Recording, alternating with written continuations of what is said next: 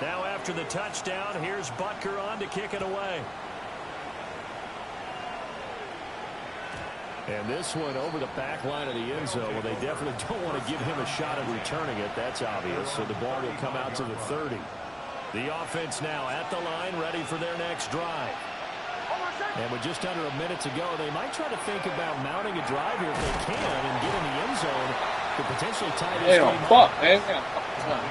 Now the offense going to use the first of their timeouts as they get the stoppage with just under 50 seconds remaining in half number one.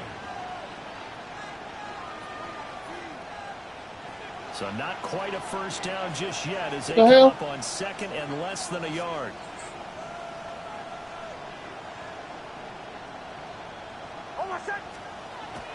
Off the play fake. Here's Nix. Now he's going to step up and run.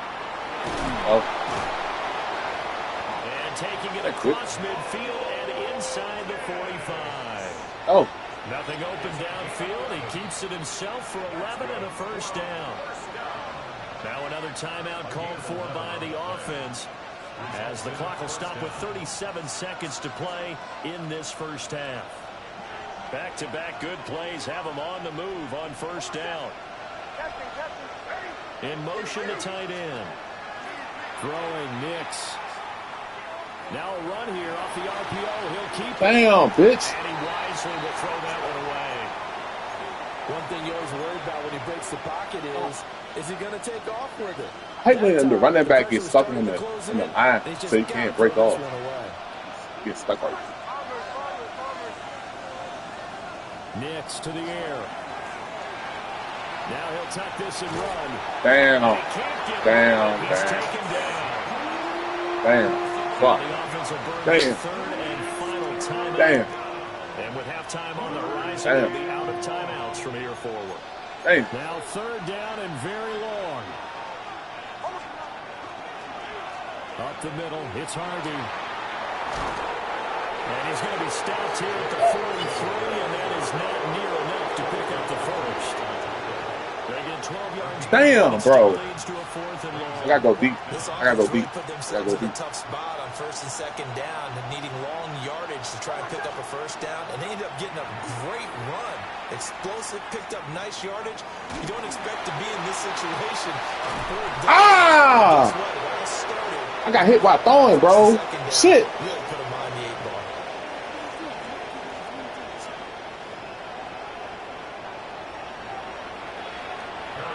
ball. Fuck. A one-touchdown ball game, 14-7 our scores. We get back at it on EA Sports.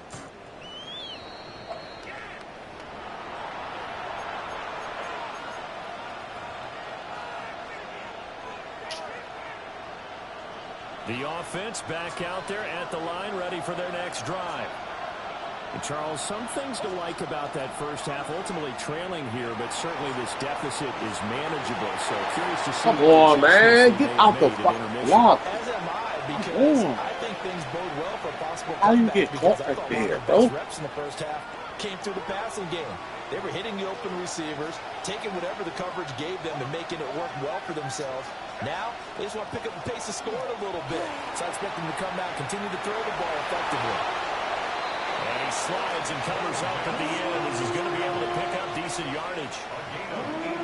The plan was clearly to challenge them by sending a blitz on second down, but even the extra guys couldn't catch him in the backfield, though. He doesn't scramble for a first, but he does get the last laugh by evading the blitz and getting beyond the line of scrimmage. First down. That's first down, man. Give me that. That's what I'm talking about. Big dog shit. Give him 3 yards and Big dog. set of downs.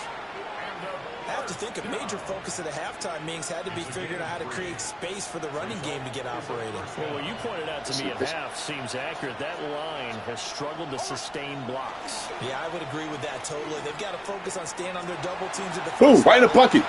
Right in the bucket. Right in the fucking bucket, boy. Chip someone at the second level. And he'll go down, but not before getting this inside the 30. That's good for 28 yards. First and 10 at the 26-yard line. On first and 10, it's Robinson. They got a nice chunk there on the first down run, and it's 2nd and 4. That play wasn't quite as big as the play that preceded it, but still, gotta like the way they're moving the football, partner. Absolutely. Pretty good room to run on that last play. Yeah, they didn't get a first down, but still, you'll take runs like that each and every time, won't you? Let's go. Ah, big dog shit, boy. Let's go, B-Rob. Brian Robinson Jr. His 2nd touchdown of the game, his 3rd on the year. Let's go, B-Rob. These guys are an extra point away from tying this thing up. Big dog shit right there. Lutz with the extra point, and we are tied at 14. So all square here in this 3rd quarter as the kick's away. And they will not get a chance to return this one. It's through the back of the end zone for a touchback.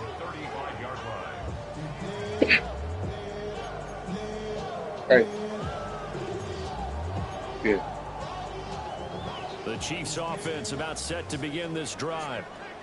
Their halftime lead now evaporated. We're back to level following that touchdown a moment ago. And that shouldn't change the mindset a whole lot from an offensive perspective because it's Bubble. going to be a hard-fought game. Now they just need to go out. You got off the line like that. I need my man to develop, man. Gain of 11 to kick off the drive, and it's a quick first down. First and 10 at the 46-yard line. Mahomes now to throw. On the RPO, Hold him. Hold him. Hold him. Hold him. Back his ass up. Yeah, go ahead, dig the dunk down the field now. First and 20. Make a real man play. You can. They're backed up here with a 1st and 20 now after the holding penalty. Yes.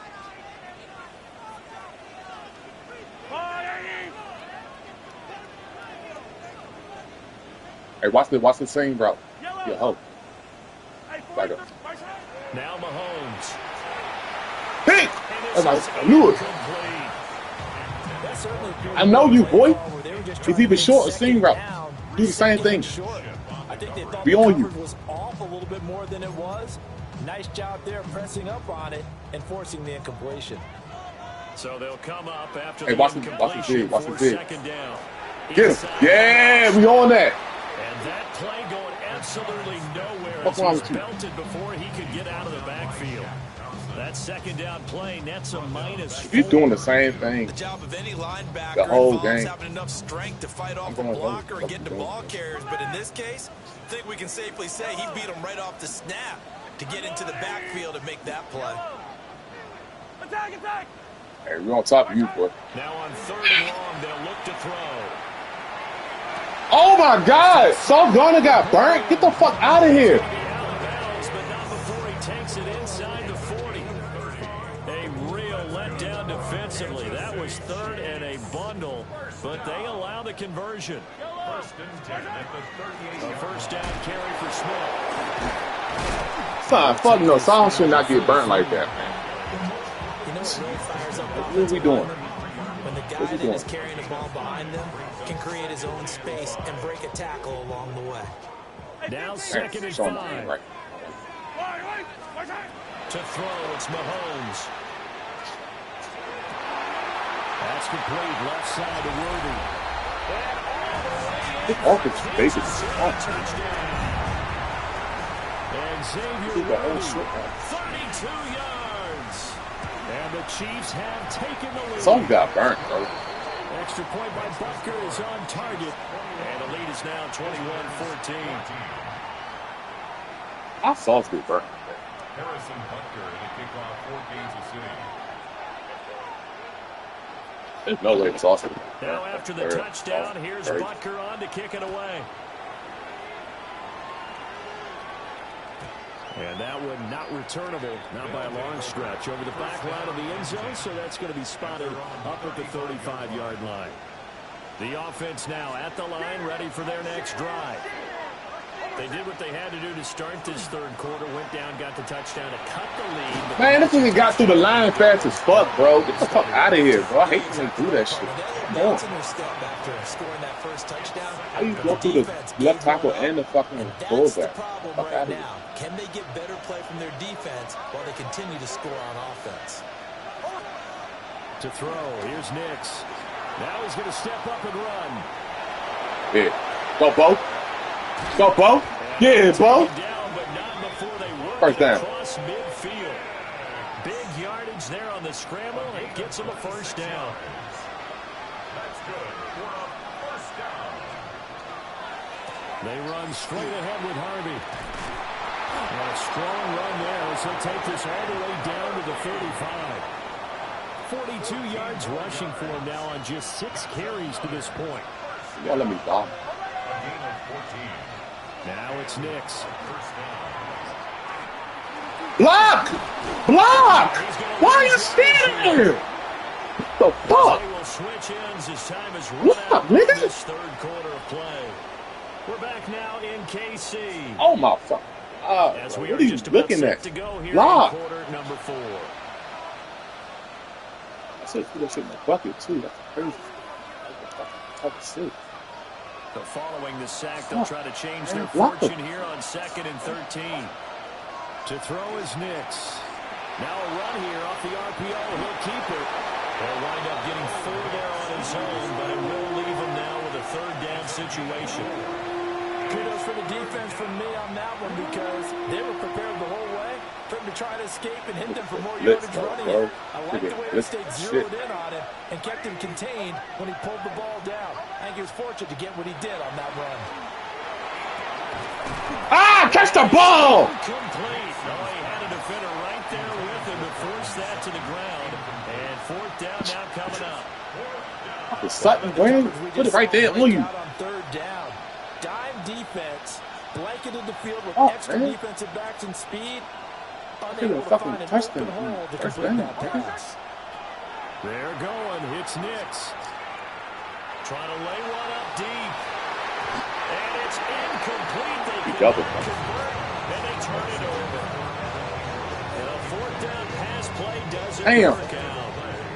And that will force a turnover on downs. The KC offense out of the huddle, ready for their next drive. Ah! Their defense forced the turnover on downs. They got the lead. He's going to cut back. Can't go into a shell here, right? Still got to be careful. Yeah, because they're still a long way away from kneel down times. They've got to work on getting first downs, keep the sticks moving, right? Keep the clock going. And Off the cutback. Ball security. Don't turn it over. Fuck out of here, boy. Off the cutback. Every fucking route is going to be little as shit. He ain't going to throw the ball down the field. The defensive guys are starting to look a little bit tired while he still has some fresh legs. Not the biggest gain we've seen on a scramble, but still some positive yardage on a play that initially looked like a sure win for the defense. Off the cutback. Mahomes going to throw. Give me that. That's a big. Come on. That's the ball. Get it to him. It's incomplete.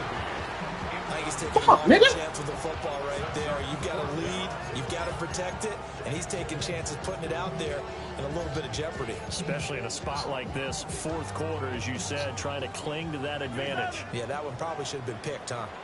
They'll go for it. It's Mahomes. Wow. He's got his running back out of the backfield. Down the left sideline. And he's got this all the way down to the 5-yard line. Wow, 1st and goal, and defensively, all they can do is shake their heads. Not only did they allow the conversion, but a big play as well. 1st and goal at the 5-yard Bullshit. line. Come on, man. How you get open there? And here's a carry heading left. Oh, yeah, man. You got open on the side. Touchdown, Kansas City.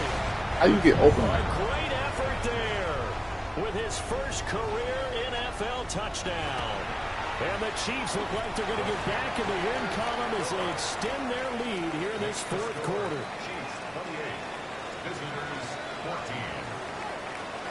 Now after the touchdown, here's Butker on to kick it away.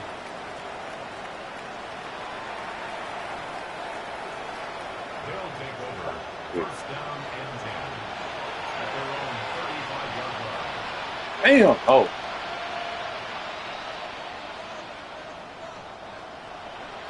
Got picked at the wrong time. The Everybody offense catch picks back with out there at the Always line, got ready all. for their next drive. Throwing to start the drive. Nix. And that's caught inside the 35. Touchdown. Courtland Sutton, 65 yards. And his guys have made this a one-score game now. Nick's going to keep this himself. And he will get into the end zone to cut the deficit down to 4. After the touchdown, Lutz to kick it off. And this one definitely not in the landing zone. In fact, it's over the back line. So this is going to come out to the 35. The Chiefs in good position to start out as they come up 1st and 10 at their 35-yard line. Come on, get a stop, Ethan. He's right there. Good running there. Come on, grab the middle. 58 yards stop, man. For him now on what was his 10th carry of the ball game. Get a stop, bro. Blocking. They know it's coming, but they're just powerless to stop it. What a great run there to start the drive. And you can bet there'll be more where that came from as they try to ice this game away. He dropped it. Let's go. He's been a dependable safety valve all game, so he went back to him when his first read was covered. Just unable to connect, so the play results in no gain. Here we go, y'all. Let's get locked in, baby. It's game time. 2nd and 10. The real soldiers are made up. From midfield, here's Mahomes. They'll set up the screen to Smith. Good tackle. They get 7 out of that, so they're left with a 3rd and 3. With all the success they've had throwing the ball, almost stop. They'll try to run the clock out. So I really like this call to counteract that pass rush with a screen. It turns into positive yardage. A lot of times the offense says, this the play right here. The rusher with the ball, and the play right here. a good play. Now here's Mahomes. I was out of bounds. Ho ass nigga. Come on. The other day they told us when we've got 3rd and 5 or less, we have to be able to convert. And I guess every team would say that, Charles, but an opportunity missed there. What they were trying to tell us is they believe it's a matchup game at that point, and they liked some matchups that they had, thought they could exploit them, unable to do so on that play.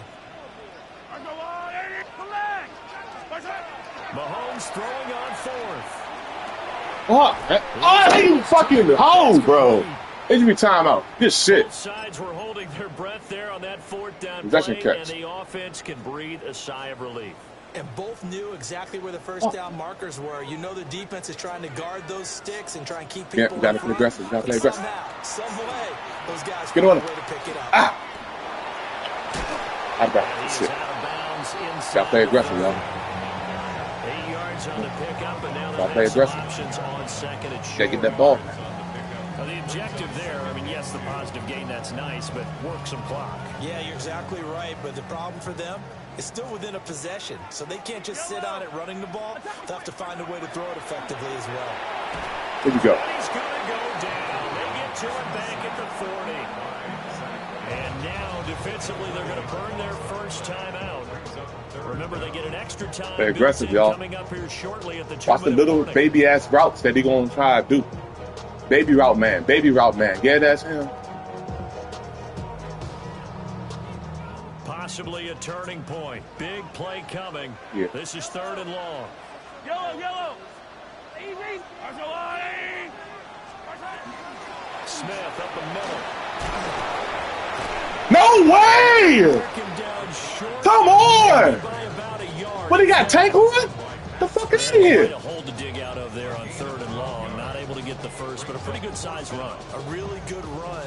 But how much confidence do you have in your next play call that you can sell to the head coach? Let's go get it on 4th down. He got fucking tank on. This nigga bounced all the way to the first down. You're just hopeful, and you got to sell it to the big man before it gets called. 4th quarter, down to the final 2 minutes, and we've got a one-score game. Oh, trust me. So a big one coming now for Harrison Butker. This to perhaps salt this one away. Butker's kick here is good, and that will make this a 9-point lead. So that one, CD, going to make the road back a lot more difficult. Oh, there's no doubt about that. You know they were praying on the other sideline for a miss because now, as you pointed out, a very difficult road. Down 2 scores. You don't just need a touchdown. You need a chain of events to go your way. You've got to score, somehow get the ball back, and score again. The odds of that happening, not great in your favor. And they will not get a chance to return this one as it's through the end zone for a touchback. They'll come up 1st and 10 here.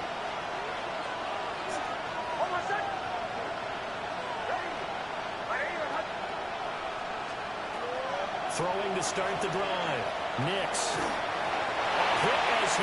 God, niggas running into each other, bro.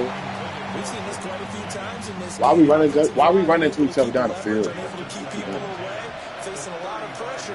Fortunate just to get rid of it. One of the reasons they're down is that inability, though, to stop the pressure. Ah, fuck me! And he goes down. George Taking unnecessary sacks, bro. there to take him down, and the clock will roll. This crowd turning up the decibel level. Come on, man. Get your bitch ass downfield, bro. Come on, y'all. What the fuck?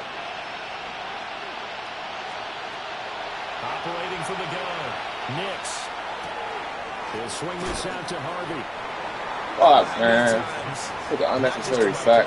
Oh, my God. Fuck me. Have we ever heard a coach say, Throw the I just ball don't in. have that play on my call sheet? And that's really what we had here. That was a big hole they were trying to get out of. Yeah, big gain, still a ways to go, though.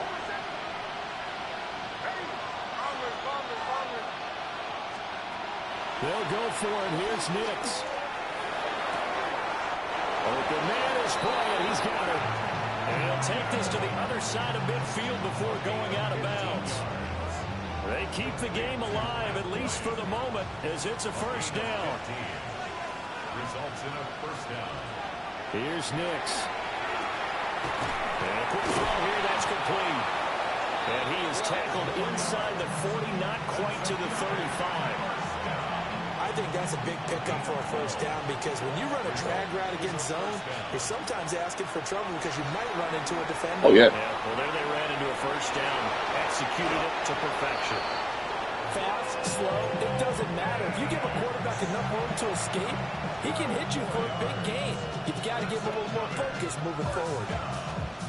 A gain of 12. Well, they need to score, and score quick. One timeout remaining. Final minute, 1st and 10. Nick's going to keep this himself. Completes it to Evan Ingram. And able to get him down, but he does reach the 5.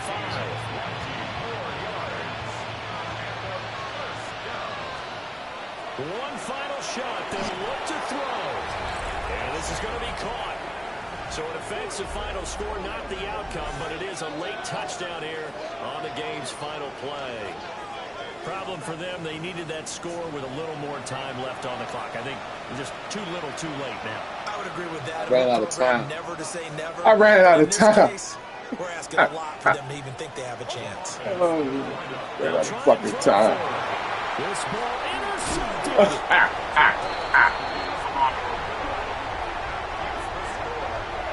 Fuck no. This nigga play conservative all fucking game. Bitch ass. An interesting finish to this one. They get in the end zone at the end of the game. Then they went for 2. It wouldn't have mattered. The game was over, but they didn't get that 2-point conversion. I think trying to get the 2 points, that was for pride for them. But obviously the guys on the other side of the ball had some pride too. They stopped the 2-point play, even though, as you noted, it did not matter. So every route was short as fuck. So for the Chiefs, it'll be a 500 start as the win gets them back to 2-2. And they'll get a few extra days. You know, it's crazy because this fucking nigga don't even play in the whole season. Meanwhile, for our visitors, the defeat is their first of the year as they drop to 3-1. And they'll get a chance to redeem themselves at home next week. Thanks for tuning in, everybody. Alongside Charles Davis, we thank our entire crew. I'm Brandon Gaudin. This is the NFL on EA Sports. Shit.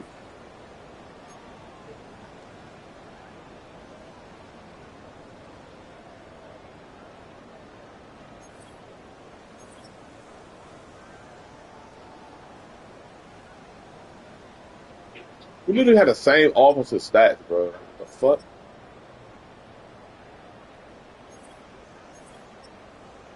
We had the same offensive stats.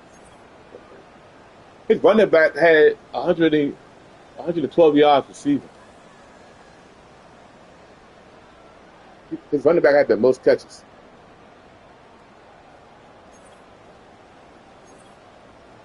His running back had the most catches. That's crazy.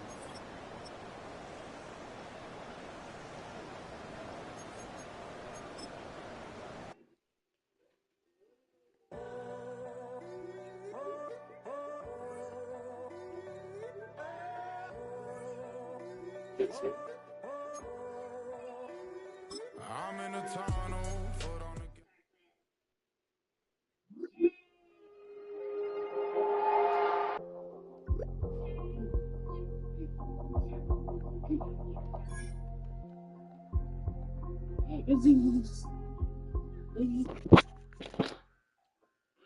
It's right there where they are.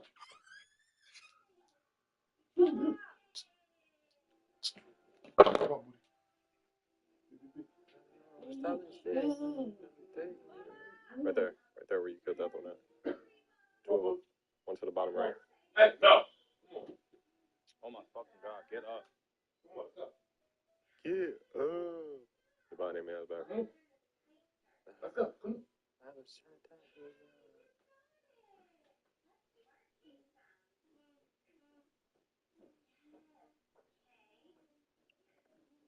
There's no way them niggas see you for real, bro.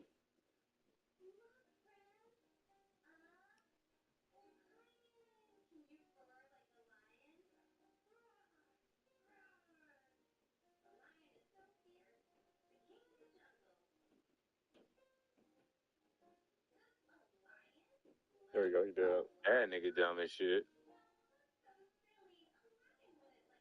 Right there. On the thing to the left. On the patio. Yeah, on the patio right there. He was in front of it. It was two of them.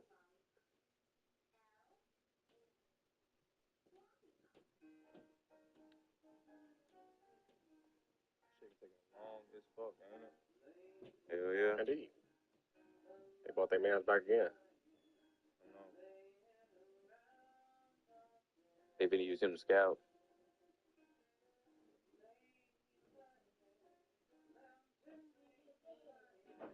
You in a badass spot, G. No, you in a good position. You want to stay right there. You got cover all around him. Damn, he ain't got no grenades. You try. Shit. There we go. Hell yeah. Shit, Key, this is a badass fucking spot we in.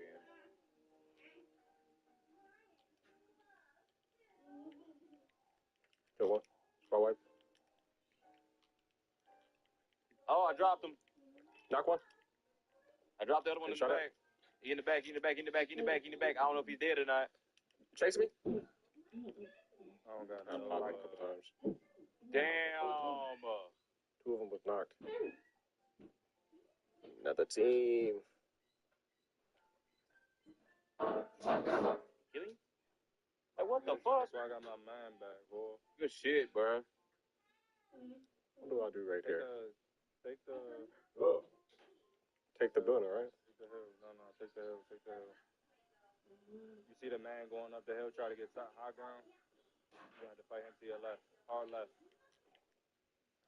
Too late. Got the damn cut him in the air. On, man. You cut him in the air, bro. Where the fuck Stacks at, man? That's how I know Houston didn't vote for me, bro. Houston talking about negative +5 coins for bucks. You didn't vote for me, nigga.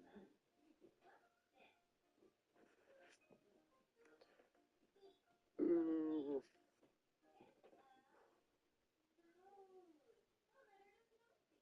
Better get my class right, bro. Fuck. These weapons are ass, G. I just need to set up my class. I don't think it's ass. I just think I got the wrong class.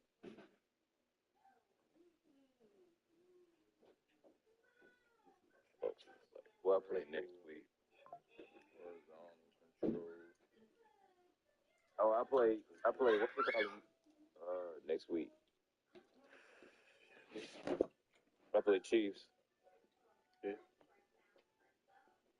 Nah, fuck, I got you right afterwards, too, pup. Oh, my fucking God. Yeah. You don't got no worries, man. I got you week 13. I'd have took care of you. One way to find out, my G. My biggest issue with you is I got to deal with fucking Derrick Henry. No, you don't got to worry about Derrick Henry. You got to worry about Lamar. That too. That's really it. If you can stop the run with Derrick Henry, I'm going to just take his ass out.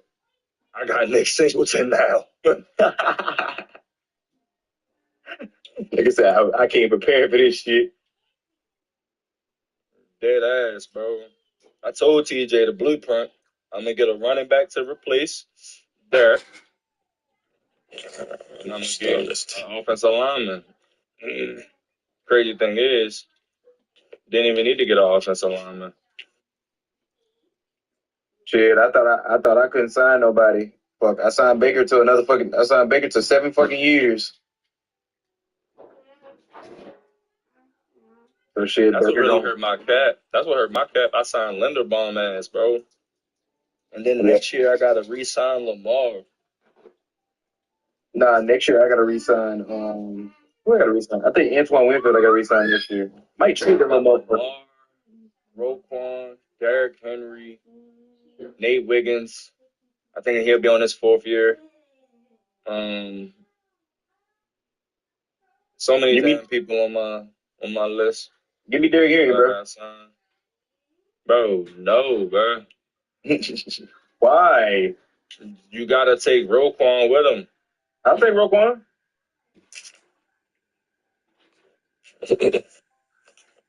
And you don't got nothing that I really want. Got picks. Your first not even valuable. Yeah, cause my first is gonna be a late first. That's why. Right there. Whole team right there, right here. I'm going. Yeah, no, I'm right here. How is he not knocked, bro? Popping him in his head too, bro. He's so low. I heard somebody see that nigga.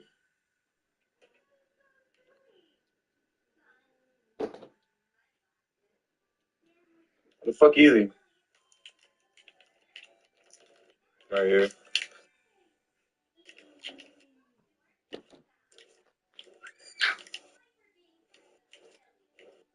What the fuck are these little niggas?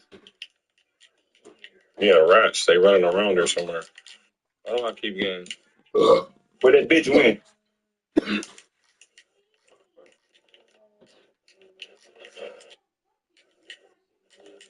Get this bitch. Oh, I know somebody was in here with me. He low as shit, pup.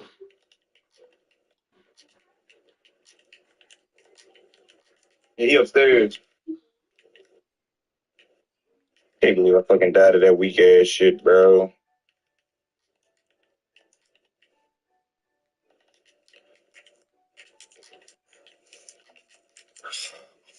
I never actually fight somebody, bro. It's always I get third party in a damn fight, bro.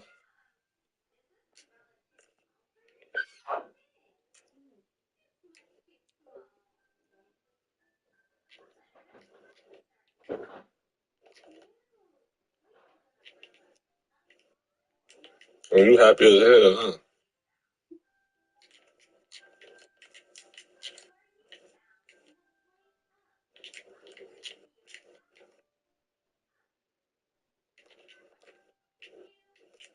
Oh my god, my aim is so fucking ass. They got their loaded. They trying to get their loaded down here where we at. Bro, these two trading. Lamar Jackson has been the hottest. Because he ain't trying to get me Derrick Henry Lamar. Over the last couple of weeks. No, he ain't trying to get me Derrick Henry. Added more intensity to the situation for a couple of interesting reasons.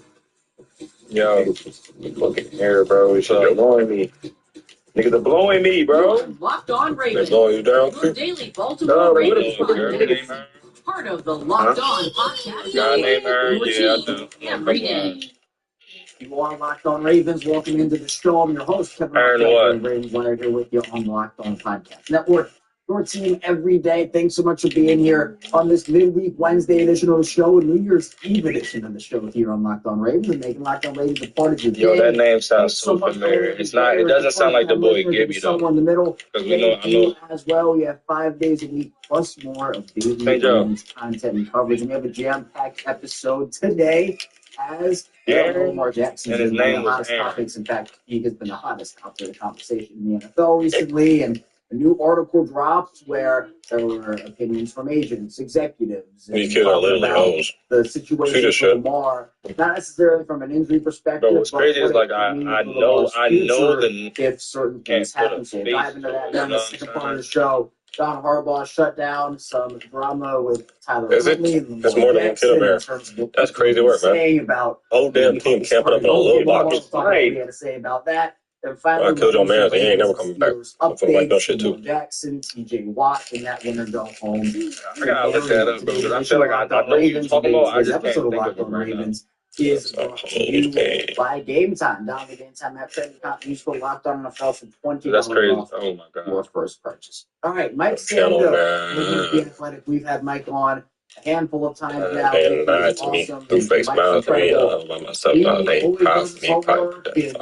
Was able to interview a lot of different people from within the NFL and the industry, and so he put out August 8th. This article was on Monday night to be exact, and the title of it says the Ravens riding on week 18, Lamar Jackson's future could be huge. And so baby girl. He was talking about scenarios for the Ravens that have happened this season. Right now, bro, it sounds like she be hating. In week 18, but he talked to executive and agents and kind of outline, hey, last time on some, after the lengthy contract I hate everybody. back in 2023, it was a 5-year, $260 million extension. And I got fucking oh my god, I got sniped. Jesus Christ. Lamar doesn't have an agent. Said that it was a struggle and good agents do more than negotiates. And it's interesting because an NFL he moved in this article, who Mike, looked at and talked to here, said, quote, the fact that Lamar does not have an agent is a really big negative. Who is talking to Lamar? Who is having the honest conversation? Yeah. Where is he getting advice in terms of how to deal with these injuries? Bro, there needs to be a buffer for that process to work. And then Mike goes on in the article and says, agents sometimes clash with teams, which is better than players clashing with teams, or distance going between parties. Which I think is a good point. But then the executive apparently continued and said, quote, the quarterback has all kinds of ongoing issues other positions do not face, the exec added. The top agents have experience with those things. That you as well, my boy. I was about to ask. Sometimes agreeing with the team and letting the player know, you can't do it this way. Hey, man, y'all enjoy yourself, okay? He knows best. Now, I want everybody to walk through this process with me right now, because I think it's important that we have this conversation about these two blurbs. Again, bro, I think that Mike's blurb is actually the solid one. Was you there? There is no buffer. Bro, and y'all niggas had me crawl back to my room. That's kind of what the executive said with the buffer. What the fuck was we drinking, essentially, Eric DeCosta, in this situation, Eric DeCosta talking to Lamar Jackson. No, what was I drinking? Because I just remember, being hit. Here's, and if Lamar brings them a number, Eric DeCosta, if he comes to that table, are you sure it was he comes back to that table and says, yeah, okay, we want to keep you in Baltimore, we're willing to pay you, but here's why we don't want to pay you that. And then maybe he'll talk about injuries. Maybe that's true. Crazy, but maybe it'll be injuries. Maybe it'll be playoffs, or I don't know what conversations that usually that's the agent. So I do understand. Bro, I just remember being so fucked up, bro. I couldn't even this do or die thing with Lamar Jackson with an agent, and he did negotiate that on his own. Yes, it was a tedious process. It was a stressful process for I was hit, bro. But Lamar was able to get the job done. But that's my other point. Walking through this. Yeah, I had to get the fuck. This is an NFL team executive. Watch OD game too, I'm at it. And his quote, the second part of it. I was drinking, bro. I gotta stay so low, bro. Sometimes agreeing with the team, letting players know, no, you can't do it this way with Lamar. He feels he knows best.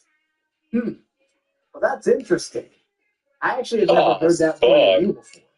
And I think it's interesting that point of view about, hey, agents agreeing with the team and no, you can't do it this way is coming from a team executive that feels very agenda-based and, feels like something is being pushed. Hey, bro, I'm going to let you go because I'm still on the game right here. The NFL, the team executive wants the team to be right. And him putting this quote out there as an article in The Athletic with Mike, who's a very widely respected reporter, and columnist and journalist, and has been doing this forever, he's putting that in the air that, hey, like sometimes there's this stuff, and I get it, like sometimes the player asks for, I'm not talking about Lamar, but just like in general, a player asks for too much money or a player acts a certain way and, thinks they're entitled to this or that. And maybe an agent is there to say, hey, no, this is what you do. But I've never heard like this before, an article like this, and it's interesting that it's coming with Lamar. All right, I'm back, fellas. So I do understand the point of this executive. Yeah, I'm okay. And shot out the fucking air. I don't know Lamar's getting the advice on how to deal with injuries. They let's drop these niggas. Sure, he has a team. All right, I'm sliding back though. I don't. Let's go. Like an agent could be another person he works with, but if they clear Lamar, Damn, I got 14 right now. Didn't nobody tell me. Sit here and you got 14 kid? bash on him for not. I've been in a groove, I guess. He was able to do it the first time, and actually, like with this $7 million cap hit, has to go back to the table and negotiate again. So it could be. He can see me through the bushes, right? He can see me through the bushes. So yeah. he's cheating. That was an interesting point from the Or agent. There was shut up too. TikTok killer. Also he cheating. talked about the situation with Lamar heading into the offseason. He might be low key. Yeah, I just reported him because he had an automatic lock. People are apparently thinking. What more people are thinking. Oh yeah, boy, you gonna look at your ass laying down. The runs be like that. To be Lamar, that is going to be crazy. And Mike mentioned, John Harbaugh downplaying the ball. Yeah, some reports I used to fucking plates. Lamar was strained, and Mike mentioned the market being different for Lamar as well. But this is interesting too, because then there's a point in the article. I needed the plates. Fuck it. Subtitle says identify. Where the fuck you getting shot from?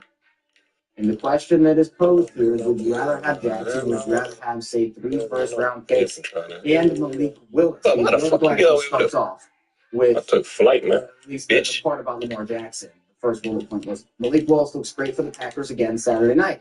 How would he look in ball? Yeah, Go give me. The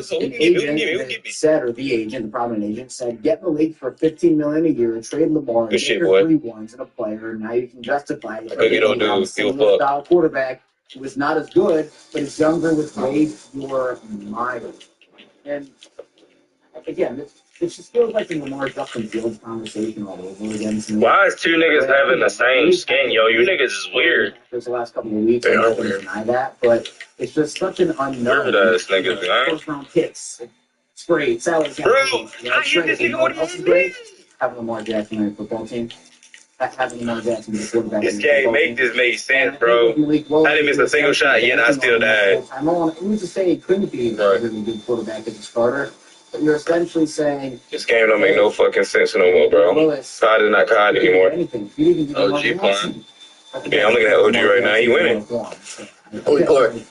He playing Stacks brother. So it's not me trying to like bash on those division game. Go somewhere and be a really good player, but 7-0 so far. Worst division in the league. This is honestly probably between where Lamar and Tyreek both those guys already. I think he's probably in the middle. No lie. Where I hate watching niggas that just throw anything and everything, bro. That should be pissing me off. Quarterbacks in the NFL in the game today. Who never end up? I think Malik Willis probably, it was good opportunity would be an above average start. And again, then you have to have the conversations. Oh, would you rather have an above average starter? You can build out this roster with pass rush and defense and offensive line and whatnot. And Malik Willis. The point to me is to build the roster out around Lamar Jackson, to maneuver the cap, get the cap hit down, and just make the right moves to do that. Because, again, like, where are these conversations about, like, actively trading Joe Burrow away or Josh Allen away or, Mahomes before he was injured away? You don't see any of those conversations. Like, you hear rumors about the Joe Burrow want out of Baltimore, but it's not actively like, injury-prone Joe Burrow. You know, like you don't hear those conversations. Then there was also the comparison the agent had about Lamar to potentially being traded. What'd you say? Compared it to the Luka Doncic trade that the Mavericks and the Lakers made for those who follow the NBA. For those that don't, Luka Doncic, one of the bright young superstars in the NBA, a franchise player for the Dallas Mavericks, was going to be there for his entire career, but Dallas got fed up with his conditioning and, you know, the taking care of his body aspect, and so Nico Harrison, who was the general manager at the time, said, all right, you know, apparently him and Rob Pelinka had conversations, who works for the Lakers, and they made that deal happen. One of the worst trades in any sport ever. And, you know, Luka is thriving in Los Angeles. The defense isn't great, but again, that's a basketball conversation. But even still, like, it's a generational talent in exchange for an older player in Anthony Davis, a first-round pick. And again, Lamar would fetch a better package than Luka got. But the agent said, well, Lamar would you know how to run the ball with his quarterback, bro? The Mavericks were complaining about Luka's toughness, taking care of his body, his work ethic. Luka gets moved, he loses all that weight, he gets in great shape, and he's got a new lease on life. Lamar might be the same. It's something the agent said, if Lamar were to be put on the block, even quietly, then you are a team that is not established a quarterback, do whatever it takes. Well, I do think it would be like the Luka Doncic trade. Here's the reason why. Because the Ravens fan base would be like the Dallas fan base and be absolutely livid.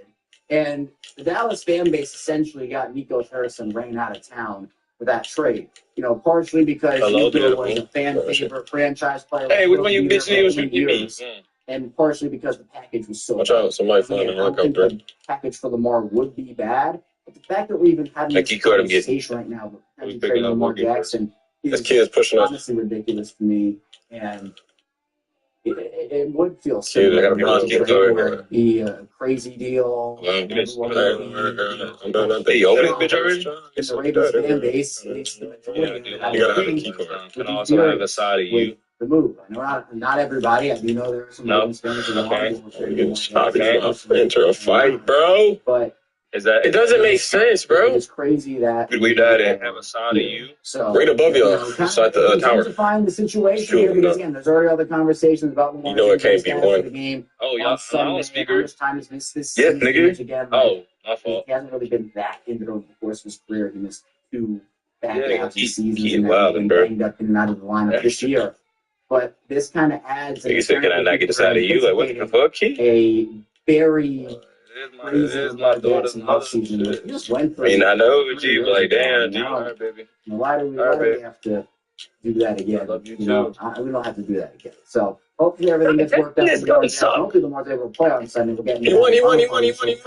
The second part of the show, we'll also talk about it a little bit. Yeah, I got your 5 pistol bullets and he still ain't dying, man. John Harbaugh shut down that. What am I supposed to do? I'm not having fun. I think that the whole purpose of this fucking game is not to have fun. NFL season is in full swing, and there's nothing like being at the game. Yeah, the energy and cheering. Niggas shooting at me from behind. Watching at home is great, but being in the stadium hits different. Yeah, the first thing has always been getting tickets, waiting in queues, sitting with logins, and watching the one of them game. And one of the niggas left. Anytime app gives the advantage back to fans. It's the hack for a lot of tickets and in the water right there. Just a few taps. The app is incredibly intuitive. Browsing, comparing, and buying tickets takes just minutes. And one of my favorite features is being able to see the view from there. There are no surprises. Go in there and kill him. Go in there. Stood out to me. You pick the section game. Another one. Save even. Oh, this nigga low. What the fuck? Game time. Down the game time. Locked on NFL. How you fight? Why you switch guns? Hey, no, because the other gun had to reload. That's why. Had to reload, G. And I ain't finna get stuck in that predicament. Today and get back. Hey. Pup. He down. He down at the bottom. Down the bottom. Yeah, 5 minutes shit. I almost died. Got a shotgun, man. So happy early. Fuck that. I'm not fighting that fight. I'm not fighting that fight.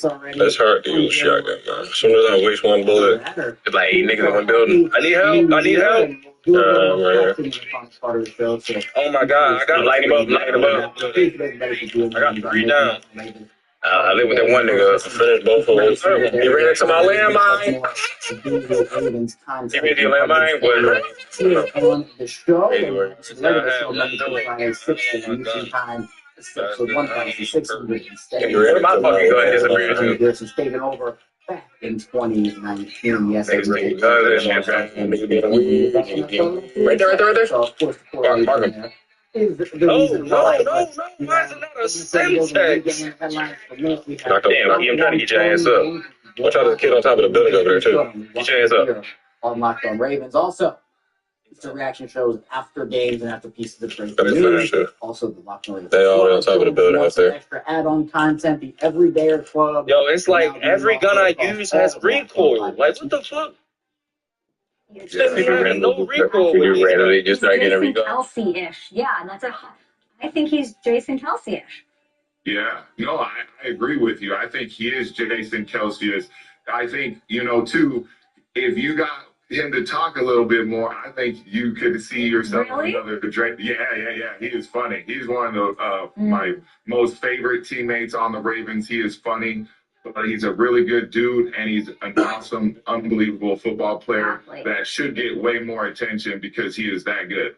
I thought you were going to say that the running had to do with the play call sheet in Harbaugh's hands.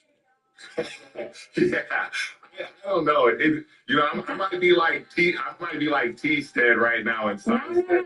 I'm like, you're not even playing. You might understand. I can't believe he sidestepped that question on you last segment. That was like we're not even friends. You and I go way back though, 2015. You and I go back 10 years, Kyle. Yeah, we do. So you're gonna lie to me and tell me that this man has had a play call sheet. And I love Harbaugh because he does not care. Like, yeah, the sky is orange.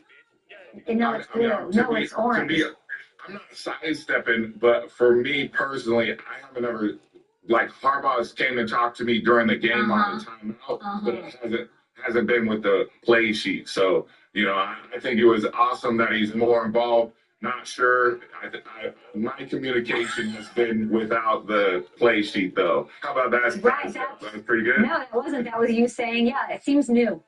Seems new that he has the play sheet. I don't know that we've ever seen it before. It's not like we have cameras that could go and archive that and find it out, Mr. Harbaugh. And that's why I love him. That's why I love him. He doesn't care. The internet FBI is unbelievable, so I'm sure they could figure it out. Just give it to the women who drink the wine on the couch and watch the TV shows. They can figure out. They will have it figured out by the end of the day. I don't really care. Just keep giving Derek the ball. That's I think we're all good, and we'll do that against the Steelers. I need to give you. Listen. I don't know if you heard me during the break. 12 years is a great amount of time. And I'm thinking back to when I met you, 2015, New England. As much respectfully to the other guy, they're gone. They are the Jamie Collinses, the Hightowers, and Dietrich Wise is still out there. You are playing at as high, truly as high of a level as you were back 10 years ago when I met you. Are you a vampire? What keeps maybe even just your mindset at that level? Yeah, I think, Kay, honestly, that's kind of why I'm still in the NFL. I think it's my mindset personally. I've always felt like I've been underrated my entire career. Everywhere I've gone, I've made plays, made game-changing plays. And for me, that's kind of been my mindset, is to continue to prove the people that have been in my corner right. Obviously, we like to, prove people wrong, but I like to prove people in my corner right. The team that I have, the amount of support that I have by that team to continue to show out for them. I represent a bigger purpose than myself. My mission that I have personally with my family is always to, strive to continue to change the world and to help people out. And so by doing that, staying relevant on a football field, doing my part and doing the things that I love to do, it just continues that mission going forward. And I feel like I have a lot of juice left. This year has been a little challenging for me, but hey, we're still in it. We're still with the positive vibes, and anything can happen with one play. And I truly believe that. And I'm just going to try to put my best foot forward against the Steelers. Grateful to have great teammates around and excited for this challenge. This is going to be a fun environment game. And I think we've been kind of in that mindset of the 1-0 mentality for so long, going back to being 1-5, and things haven't gone perfectly. But at the end of the day, if we were to say we were 1-5 and to show up in the last week of the season and we're playing for the AFC North division with a chance to go to the playoffs, I think you and I would sign up for that, Kay. Yeah, that sounds good. You're incredible. Well, congrats on all of your success. You've got this big game. You're talking about your mindset. And I'm sure that there's a lot of common things you're saying. Good vibes, being positive, trying to get the best out of people, be a good force. I imagine like Lamar's the same way. I've met him a bunch. I don't know him, though. I do not know Lamar Jackson. Can you talk about not even just not in a macro way, what has he been like the past couple of weeks?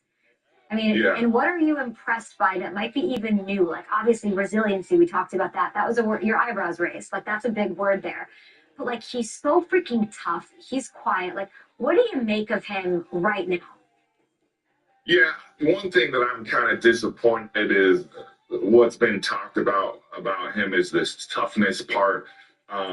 The things that he's played with and has endured is kind of like disrespectful. It's a lot of players played through a lot. You know, he's played through a lot. I've played through a lot this season. So to sit here and kind of question that is disappointing to see because I feel like he does a good job of wanting to perform at the highest level of his ability. And, you know, when he's on, he's on. There's arguably no one better when he's on. This year, you know, it's been well documented that he's been banged up all year, and he's still out there doing a good job. Some games have been better than others, obviously, but that's anybody in the NFL. You could say that about every single player. And I think what's more impressive about him is his growth and leadership, where, you know, he kind of, when I first got here, was a little bit reserved. Now he's able to speak his mind a little bit more, and what he wants, especially with players. Like, I can think of a play back in 2023 in the playoffs with Ronnie Stanley, and he was scrambling, and he's barking at him to, you know, run faster and go block somebody. And when he got up and he got tackled, you know, he got kind of in his grill a little bit. But that's the relationship he has with his teammates. It's that love, fun, competitive environment that he wants to elevate everybody around him. And I think he does a good job. And I'm excited, and hopefully he's going to be ready to play. I don't know anything, Kay. I don't. This is not me sidestepping it. I really don't. I hope he plays just like anybody else. And, you know, if he's out there, that means he's gonna be ready to go. I think it's a really beautiful thing that y'all will carry if he does play. If he doesn't, I think this team's confident. The defense, giving the ball to Derek, all of that to get past the Steelers. And so it sounds like you're pissed off about how your quarterback is being talked about, rumors of him being traded, all of this stuff. How galvanizing is that for this team? Like, that sounds like a bad idea if you're on the outside to be saying or criticizing Lamar, because you sound like it's lighting a fire. That's what it sounds like. Yeah, you know, I've been in this situation before. I've played with one of the best to ever do it in Tom Brady, and being involved with him being called old, and, you know, he doesn't got it anymore, and a noodle arm and all those things. And like I said, you want to prove the people right. And the building and the players all want to prove Lamar Jackson right. Just like we want to prove the haters wrong, and the people that said he's not quarterbacky enough or he's a running back and all those different things. Yeah, that gives satisfaction too. But our main focus is believing in each other and proving ourselves right. Like, this is what was meant to be. Yes, it's been a challenging season. Our record hasn't shown as good as we've been or are, but it doesn't matter because we have a chance to control that destiny. And this one game, one opportunity to go into Pittsburgh against a really, really good football team. And just because their record's been what it is, doesn't mean they're a bad football team too. I mean, we just saw the Rams, who's been, you know, touted as the best team in the league, lose last night. So all that being said, it doesn't matter. If you get into the playoffs, if you win these crucial games in December, you have a chance to win that last game. You just got to get into the dance. Anything can happen. I'm just excited to be in the opportunity. I've been in this business a while now, and I've been very fortunate to play in a lot of high-powered games like this, and it is everything that I could have imagined when sorry, the lights turned off. Everything that I could have imagined. I am a vampire. There we go. Yeah, literally. You have been through it all. Yeah. It makes me curious about your relationship. You had this great post. You're fine. It all works. See you, Kyle. There we go. Motion sensor? There we go, yes. Sorry. It's as you're talking, you had like a post. I don't know if we have stills from it on your Instagram. I think was it maybe before the season started? And it read like a story. There was like a picture of you as a young boy. Do we have any of that? We might. Yeah, that was my journey. Oh, I asked for it. I said the stills would be great. I saw it. I flagged it this morning because I'm so curious your relationship with the game, because you're at such a high level, but you've done it all, and you're a free agent at the end of the season. I don't think there's anything left to prove to you. Getting a third ring would be epic, and you're fighting for that. But what do you want? Why are you trying to make me emotional right now? But that's why we're trying to get the stills to make him cry. Show him the pictures of it. But when you look at this young kid, it's like, what do you have to? What else do you want? What else do you have to give? Where are you with your relationship with this thing? That's a really good question. Man, that is a good question. No one's asked me that in a while. Honestly, I think the game's given me so much, and I owe it so much, and there's just something left out there. I don't know what it is. I just have so much juice left. I love this game called football. I think it shows in the way that I've played. I think it shows by the way that I deal with the fans, because they've been so unbelievable to me. I think it shows by the way people like yourself over the years have been so respectful towards me and have had great relationships with over the years. People have given me so much love, and I just have so much love to give, and I have so much more to give, but I can't pinpoint exactly what it is because it's not money. I've made plenty of that.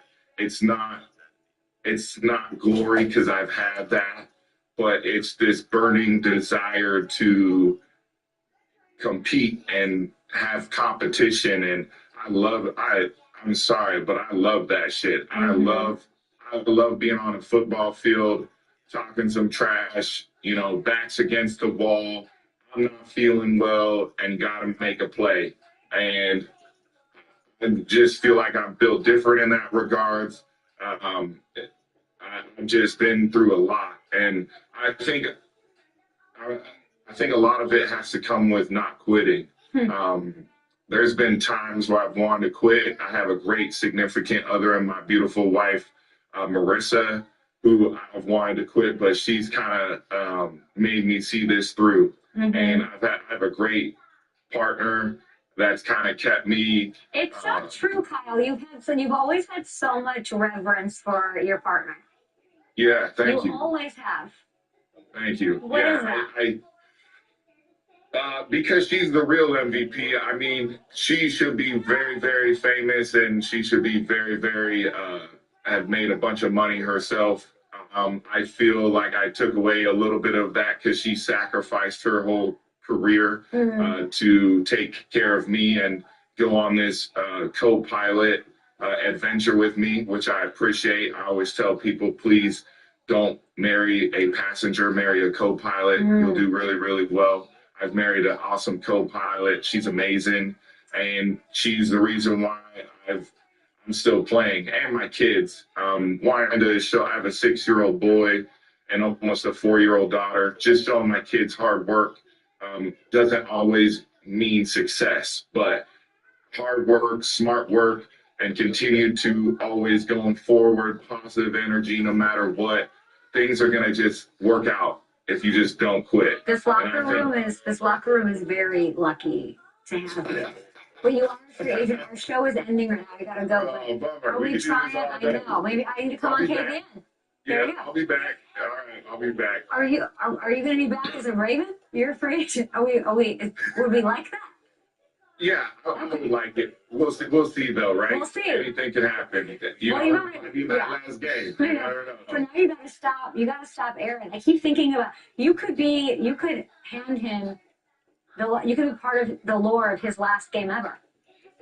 Good. You gotta bring him. He's getting that ball out of his hand so quick. That must be frustrating AF. Like that's crazy what he's doing right now. Yeah, but it also is a testament of how good he is, how the game slowed down for him. Yeah. I mean, he's still a really good football player. He played us well, and we got to do a better job of getting after him and making him uncomfortable, making him hold on to the ball secondary and just get after him. Make some plays, Kay. We got to make some plays. You knew him back in the beginning. In that NFC North. It's funny you bring that up because I still owe him. He scored a touchdown one time and, kind of slapped me on the butt saying, like, nice try.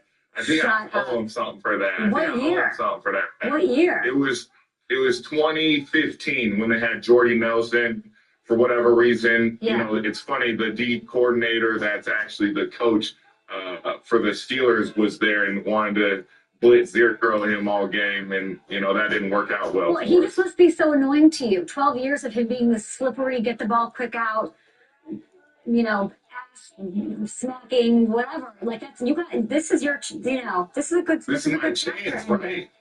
You gotta get him. You gotta bring him down. We gotta do something. All right, you're the best, everybody. Thank you, Kay. We'll be watching KVN.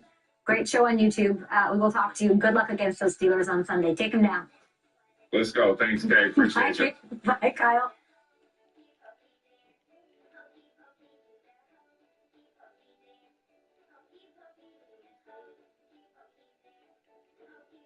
Quick announcement first. Okay, sorry. You killed all the drama. No. Yeah, you can sit right here. You understand.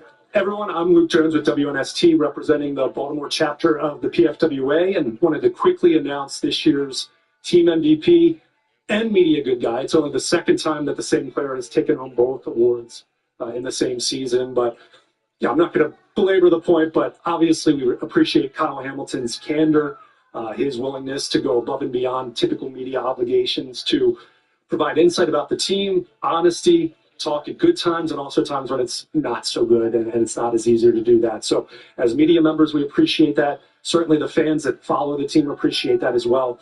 And also the guy sitting next to me, he's a safety, but I think I have it right. He lined up at high safety, slot corner, edge rusher, off-ball linebacker, D-line, corner a few times, and he's the only Ravens defensive back in franchise history to earn 3 Pro Bowls in his first 4 seasons. Clearly, this team got off to a difficult start, and it was this individual's dynamic versatility and playmaking ability that's a big reason why the Ravens have rebounded and have a chance to play for the division on Sunday night. So congratulations to Kyle Hamilton, Team MVP, and Media Good Guy. Thank you. Appreciate it. Thank you. Thank y'all. Thank everybody. I got a question. Who's the other person that won both? Mark Andrews. Nice. Good company. Good company. Well, I appreciate that. Really. Goes without saying how much you guys work every single day in here, and it's not easy work when you guys travel and dedicate all your time to us. So it's the least we can do to reciprocate that sort of relationship to you guys. And like was said earlier, good, bad, great, terrible.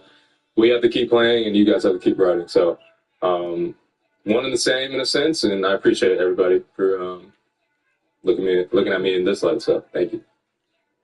How does it feel twice as nice to win both? Yeah, no, it feels good. Good guy and good players. It's I like to hold myself to that standard. It's cool being recognized by my peers as such, and that is something I don't take lightly. So I appreciate it. Well, sorry to ruin the good vibes, but the last 2 weeks, has not been the best for your secondary. When you kind of look at the body of work over the last 2 weeks and also what went right in that Cincinnati game, what do you feel like you have to get back to with this game that's going to decide pretty much everything for the season? Yeah, I think it's I've always said it's a week-to-week league, and just because you did one thing well or one thing bad the next week doesn't mean that's just going to naturally carry over. Or last week is going to naturally carry over into the next week.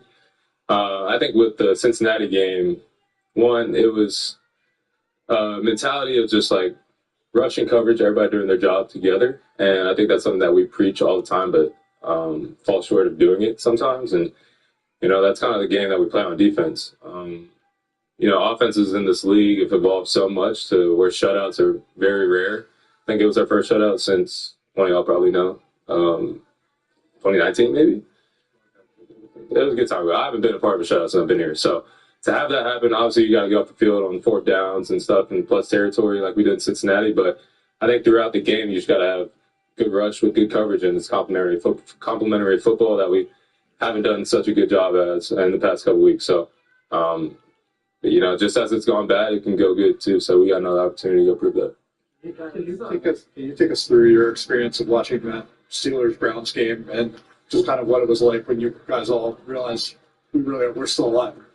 Yeah, I wasn't really watching it. Honestly, I mean, I kept getting texts and stuff. I might have turned it on late, but I mean, me watching it wasn't really going to affect the outcome. So I was going to just get told the schedule after the game. But I'm obviously glad that it fell in our favor, and we got to make it for a reason. And I think we're going to go out there and do that on Sunday.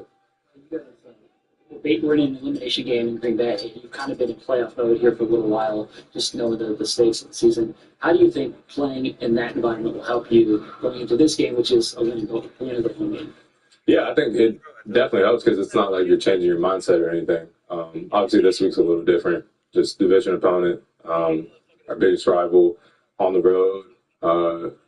And I told the DBs and I told the whole defense earlier, like, these are games that live in infamy. Like, you see the clips all the time of Ed Reed, Ray Lewis, Polamalu, Big Ben, whoever it may be, and like, this is going to be one of those games. So we need to make sure we're on the right side of history. But to your point, I mean, playoff football has kind of been where we're at since the bye week to a degree. Obviously, we've lost a couple games since then, but we've been in a win and stay alive situation for a little while. So I think it'll help us going forward and hopefully pass this week.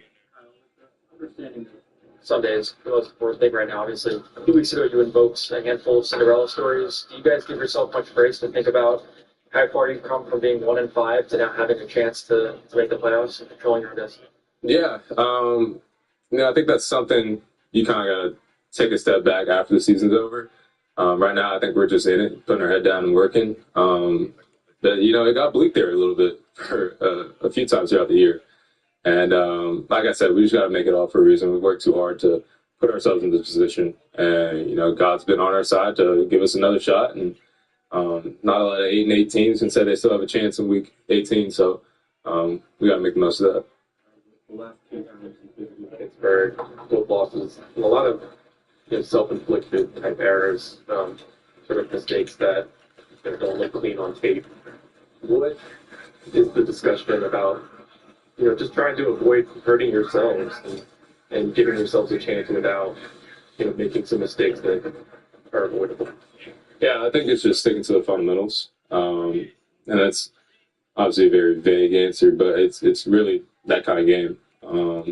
It's going to be a physical game, and it's on the road, obviously. And I think we need to play smart but not play timid. I think there's a fine line there, and especially this game, you can't go out there holding any of your bullets in your gun because you got to let them all go. It's when they're going home. So obviously got to play smart and do the right things on offense, defense, special teams, but let it rip at the end of the day. Whoever loses the game, it's their last game of the year. So wherever the outcome, you don't want to be sitting in the locker room saying you could have done more.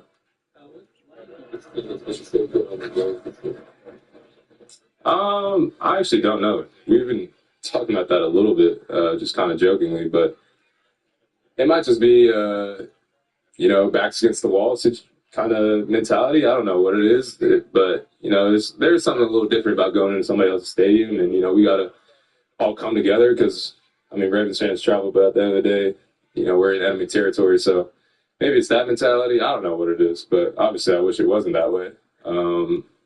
But yeah, I'm glad we're winning on the road. If we weren't winning on the road, then this game wouldn't matter. So road, home. Obviously, we want the home record to be better, but give ourselves a chance. This course about your quarterback, and is he practicing? What does he do? How hard is he? How much do you guys talk about in the building? Is there kind of a curiosity about him and whether he's in practice or whether he's going to be ready to play, or how much is that discussed in the I mean, it's definitely discussed just because he's the face of the franchise. I'm not going to lie and say that it's not, but I don't think it's ever a matter of does he want to. I think it's just a matter of, like, is he physically, like, able to do so? And that goes with any of our, most important players. If somebody's got some lingering and, may not be able to come to practice or something like that, people are asking about it. It's not just a Lamar thing, but, I've been around this dude for the past 4 years, and I know what he's about, and I know that he practices what he preaches, and if he's able to go out there and play and practice, he will do so. And, he's a warrior, and I respect him and respect who he is as a person and as a player. And but yeah, I mean, he's two-time MVP, face of the franchise. People are probably going to talk a little bit, but it's not enough with any negative connotation attached to it.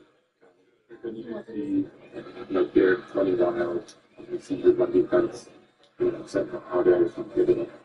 The offensive line going one way. The team has held for your range have like this team has an defensive. Yeah, I think so. I think we go into games thinking that. Obviously, some games flow differently than others, and we may get behind, and so you can't really run the ball as much as you would like. But we still run the ball, and like last game, it's an outlier, but it doesn't necessarily feel like an outlier to us. I feel like that's kind of our identity. Obviously, on defense, we need to play better complementary football, and that's not just within the whole unit. That's within the whole team. Offense is doing their thing. Snoop, D-Hen, everybody on that side, and we were kind of bleeding for a little bit for a good bit of the game, and that's a bad feeling being on the sideline, seeing your brothers out there doing their job and you going out there and not doing your job. So it boils down to everybody just gelling together as a team, and it might not always be that way, but you can still win the game like we did this past Sunday. That kind of has a snowball. Yeah, I think that's kind of just the common thing from week one, honestly. I think it kind of rears its head a little more in week 18, but, football, more physical teams usually going to come out on top. So that's kind of what we preach and try to go out there and put on tape. In Cincinnati that said to the team huddle, if we beat them, their season's over. Is that phrase going to get reused this coming Sunday night? Probably. I don't know. Maybe. I mean, I didn't more so focus on getting a win, but it might come out. We'll see. I didn't know anybody was recording. I thought that was a more intimate moment than it was, but yeah, we'll see. Thank you, Kyle. Thank you. Everybody got some Johns about him.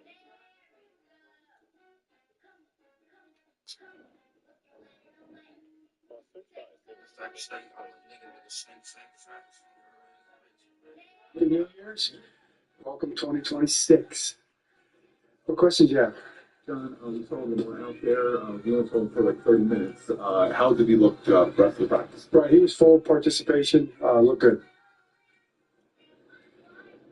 With an injury like that, a lot of times the quarterback is wearing flak jacket, things like that. Is that something he's trying to work through this week as far as any potential extra protection with the back? Yeah. I think he's looking at those kind of things right now, and he'll figure it out what he wants to do. How about the opportunity that you presented? I mean, you started the season 1-5. I think there was less than a 10% chance of making the playoffs, and now you have a chance to accomplish everything. Is that the message you're sending this year? Well, it's not really the message. I mean, that's the message is the game. We're playing one game. We want to play as well as we can, our best game. And the message really is all the things that go into, playing this game. That's really the focus. As far as that part of it, looking back, yeah, that's a big deal. I mean, it's quite an accomplishment. I think it's something that's pretty rare, to be able to do that. It's a testament to the character of these guys, and how hard they work and how much they believe in one another and how unwilling they are to quit, and give up and separate. They stay together. So, but really, the message and the focus is on the game. You guys have been from 1-5 to going to Green Bay in that must-win playoff mode mindset for a while. Do you think any of that, while you didn't want to be in that position, has built this team for what Sunday means? Well, certainly, absolutely. That's exactly what it does, and whatever we bring to the table on Sunday night is going to be a reflection of all that, and what you become through that adversity. You don't always get to pick your path, and many times the path isn't what you would have picked, what you would have chosen, but it might be exactly what you needed. And I hope that's the case. I hope that's how this plays out, in terms of our ability to go into that stadium against that team in that environment, play our best game, be tough and physical and detailed and on point, and do all the things that are going to be necessary to win this game on that night against that team. That's really what I'm hoping for, and I really believe in these guys. I trust these guys. I love these guys. I believe they have what it takes, because of what they've been through and the way they've handled what they've been through all season. John, I know you've expressed in the past the home record isn't what you'd like it to be, but on the flip side of that, the road record has been very, very good. You guys have prepared for these road games very well. What about this team has given them that success in hostile environments, do you think? I think this team's got a lot of character, a lot of grit, a lot of toughness, and that's required, really. It's really required in any game, but especially required on the road. We've been in a lot of really tough, challenging road environments this year. There's no doubt. I mean, if you look at you can take each game and pull it out. I mean, Minnesota, there's a lot of tough environments that we've been in. Cincinnati, it's like 0 degrees, things like that. So,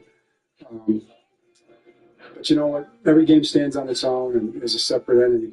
So we just got to get focused on what we've got to get accomplished, one play, one drive at a time, in a really tough environment against a really tough opponent in a really big game.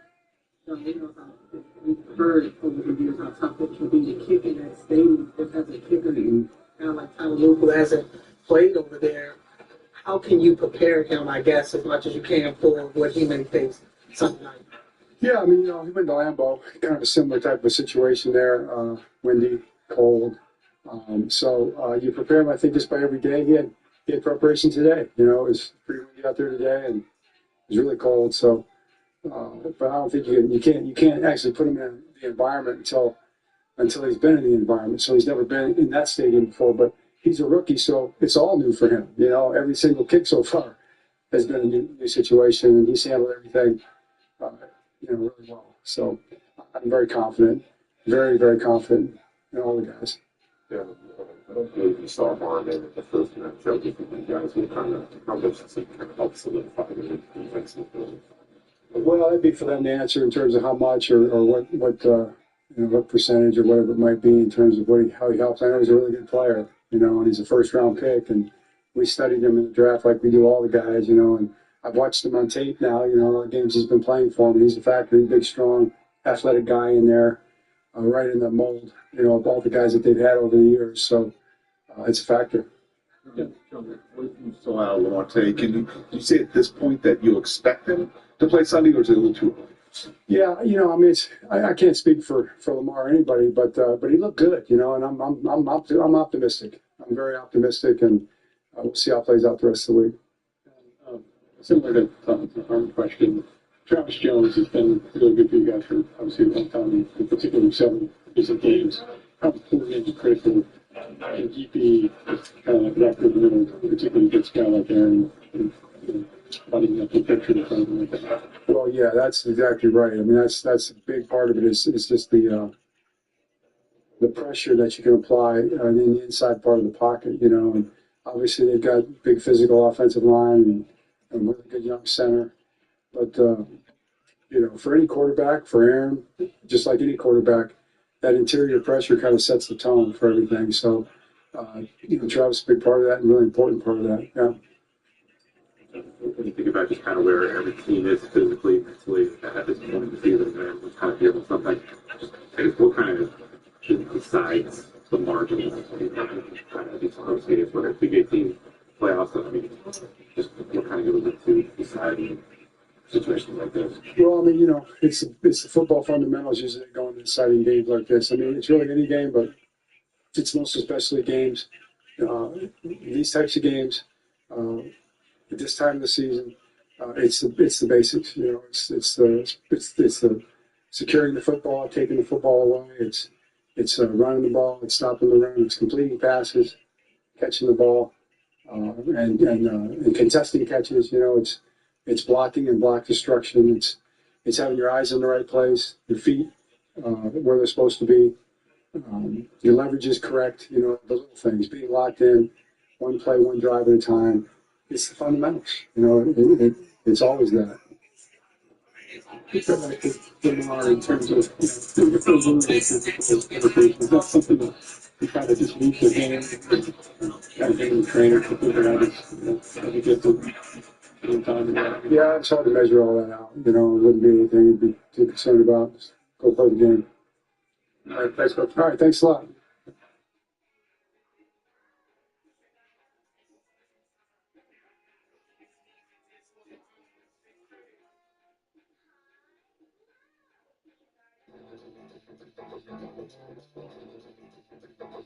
Welcome into the lounge presented by DraftKings. I'm Ryan Mink here with Garrett Downing, and we are thrilled to sit down with Ardarius Washington, fresh off his return, his debut this season. So, AD, you come back from the Achilles, a miraculous return, 7 months, and we get a shutout in the first game. Coincidence? I think not. that game had to be pretty special for you, given all you've gone through. 100%, man. I love football. What I'm saying? I love the fun around, being around the guys and everything like that comes with it. So, man, I mean, that game meant a lot. Then come back and we shut them out. I mean, credit to those guys that did all the hard work for sure. Well, you did some hard work yourself. Yeah, I did a little bit. And so the tackle that stood out to me was your first one back, and you took on Tanner Hudson, or Drew Sample, I'm sorry. They're 6'5", 260-pound tight end. That's a big dude. Mm-hmm. Came up and thumped him. That tackle had to kind of get you back in football mode a little bit. Oh man, that felt good. Once I got that first one, I was like, yeah, I'm ready to go. It's still football. So I got that one. I was like, it's time to play now. What goes through your mind? You like have no fear hitting these big dudes. I remember the Steelers tight end there on Washington last year.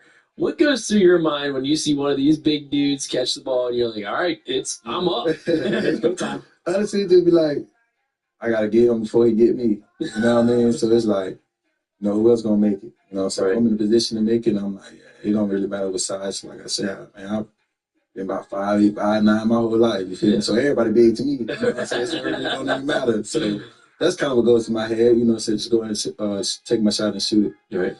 Ardarius, was it emotional before the game, warm-ups, like when you take the field? What was going through your mind in that moment? Honestly, it was just more like my juices was flowing. You know what I'm saying? I was just ready to get out there and hit somebody and stuff like that, man. It was just more so like being back in this position and I kind of already knew, like, even when I had got hurt, I knew I would be back playing. You know what I mean? I had that faith for sure. You know what I mean? So I prayed about it. You know what I'm saying? That only comes from the man above. You know what I mean? So I kind of already knew I would be back in this position. So I was kind of just all taking it in. You know what I mean? Going out there and just having no juices flowing, like, yeah, it's time now. Like, I'm finally here.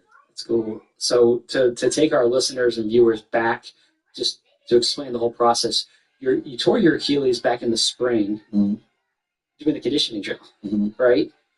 Take us through that moment, that day, how you handled that, what was going through your mind as that all happened.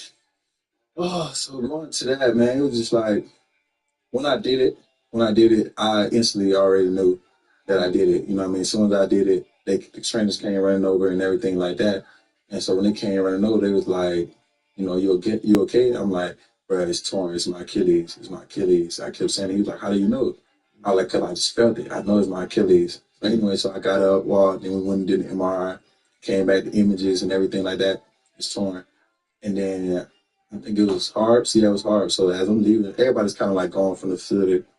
As I'm leaving, Hart was coming back there to check on me and everything like that. And I had a conversation with him talking about it, and I was just like, bummed. You know what I mean? Like, going into this year, you know what I mean? Like, coming off a year I had just had, everything's finally clicking, finally rolling. Now I'm like, all right, it's time now. Like, put it all together, like, from day one on through. And then, like, that happened. So, like, I was just more frustrated. Yeah. I was just more frustrated than anything. And then after the surgery, I'll say, like, that day I was just kind of bummed. I told my mom, told my agent. That's kind of the only person I had talked to or whatever not. And then, so like a couple days later, that's when it kind of hit the media and everybody started reaching out and everything like that. And the surgery came about. So when the surgery came about, came back, flew back in, and I had sat down with AD and I had a calendar all planned out and everything. And he was like, the injury is 7 to 9 months process. And it was like mapping out the schedule, like this we play week 1, and like before that, just what we're gonna do first month, second month, third month, so forth and so forth. And as we were going through that process, I'm just like, I ain't trying to hear all the first month, second month. What game you think I'll be able to play? You know what I'm saying? So I was like, we jumped to the back of it. And so I'm just jumped to the back of it, and I was like, this game right here will be right at like 7 months, 7, 8 months right here, this and third. They kind of was like 9 months. I was like, 7 months. You know what I mean? Like, all right. And I was like, no, we're going to try for that one right here. You know what I mean? So that's kind of what's the plan. You know what I'm saying? That's what we stuck with. And it was like, I'm going to be able to be back in 7 months. You know, we got to be in here every day, working really hard. You know, and honestly, have faith and believe in God. You know what I mean? So that's kind of what it was. Can you talk about the conversation with Harbs when it first happened? Can you kind of share a little bit of what that conversation was like? And he was like bummed, like, bro, we really was like kind of lost for words. We had like probably like a 5 to 8 minute conversation. You know what I mean? We just kind of repeating each other, like, man, we can't believe it happened. Like, no, you know what I'm saying? He told me he loved me. Like, you know, you're gonna bounce back from this. And I told him right then and there, like, Coach, I'll be back this year. He was like, really? I was like, Coach, I'm gonna be back. You know what I mean? So that's kind of what the conversation was. Like, we were both bummed. Like, I could see it all over his face. He was like, he couldn't believe it. You know what I'm saying? None of the guys, none of us could believe it. Kyle came in, he checked on me and everything. Like, he was ready to go. He was like, I'm done. I'm not even about to finish working out. You know what I mean? So, I mean, we were just bummed. You know what I'm saying? Telling me he loved me, how great of a player I am, and I'll overcome it. Was that meaningful to you? Oh, yeah, 100%. 100%. That was definitely very meaningful and, like, encouraged me to get back. You know what I'm saying? See a coach that wants you to get back and wants you to be a part of something. Like, yeah, that meant a lot. And just to remind listeners, you know, you're an undrafted guy. You came in this league scrapping and clawing for everything that you got. And I mean, even when you first stepped on the field, everybody could tell, like, oh, this is a player. Like, we got a guy here. But then, you know, injuries even before this Achilles kind of held you back early in your career. Last year, come on in the second half of the season as a starter, and really, like, wow, everybody got to see it, you know, for the first time. And then you were a restricted free agent, signed a 1-year deal, you know, and to have that injury after all of that you've gone through and the kind of climbing your way to the mountaintop and having that, and being in a contract year, how much and how quickly does that flash into the forefront of your mind? Like, dang. Yeah, so I'll say it probably hit me probably a couple months after the surgery that, you know what I'm saying, like all that. Yeah. Like, kind of hit me. Like in that moment, it was just more so about surgery, like what's next? What's the next process? What's the next step? I'll say a little bit later, that's kind of when it hit me like, dang, it was contract year, you know what I'm saying? Like all that type of thing. Like I just got here, you know what I mean? Now and this happened. And so then I just kind of put it in perspective. It's just more so about like, I feel like God was just teaching me patience. You know what I'm saying? Don't be in a rush for anything. You know what I'm saying? Everything's going to come in time. Right. Time. And I hated it had to be the injury because like you said, like I had injuries before, and that's kind of what I was bummed about. Because like, dang, bro, like now another injury is, you know what I'm saying? So like, why now? You know what I mean? So I just like, as I took it, just be patient. Right. So going back to the conversation with the training staff, and they're pulling out the agenda and the timeline and all that stuff. Of course, every player is going to say, I want the early end of that timeline, but it's not easy necessarily to make that happen. Why do you think you were able to achieve the 7-month timeline, not the 9-month timeline? Honestly, I honestly feel like sometimes you want to. You know what I mean? I feel like you want to, you put your mind to something, like you can do it. You know what I mean? I feel like that had played a big part in it. You know what I'm saying? You going to workouts or going to your rehab every day, doing everything like that you're supposed to do.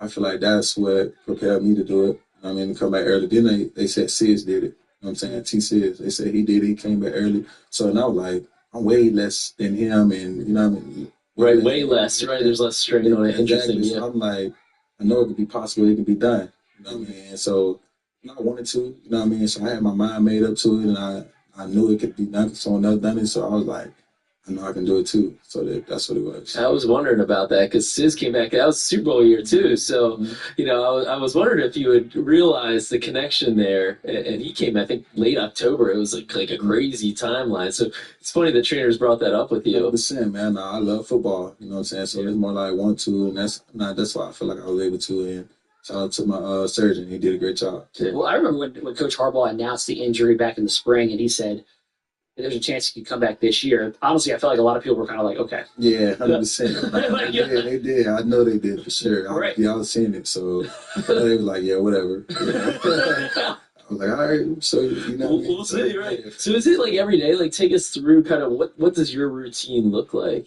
Every day? Yeah, I mean, like, what did your rehab routine look like? Yeah. So at the beginning, it was slow, man. Like at the beginning, it was just like real slow. I'd come in, try to do some like ankle mobility, stuff like that. That's really was it for real. Like it really wasn't much. So I'll just kind of take you through when the cast and everything, and I was kind of walking. Right. I'll take you through that process, like how that went.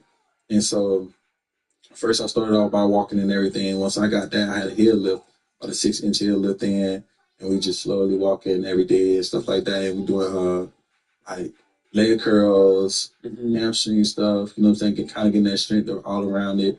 And we're doing like little calf raises, I guess you can say, calf raises and stuff like that. That was kind of it. And we do like maintenance work, you know what I mean? And then after that, it's kind of like, that was my day. You know what I mean? That was my day for a minute until, I guess you can say, when I got the heel lifts off and everything like that, that's when it really cranked up. You know what I'm saying? It was downhill from there. Like leg days, twice a day, you know what I mean? So we was getting after it for sure. Right. Do you remember the first day you ran? The first day I ran? Yeah. No, I don't actually remember the first actual day I ran. Because I would have thought that would have been like a big hurdle. Like Yeah, a big 100%. So I actually started off on the Ultra G first. Okay. So like when I first started running, it was actually on the Ultra G. Yeah. And when I started that was a big day. Actually, I think I had posted it my first day. I want to say, I think I had posted it like my first day or something like that, on Ultra G or something like that.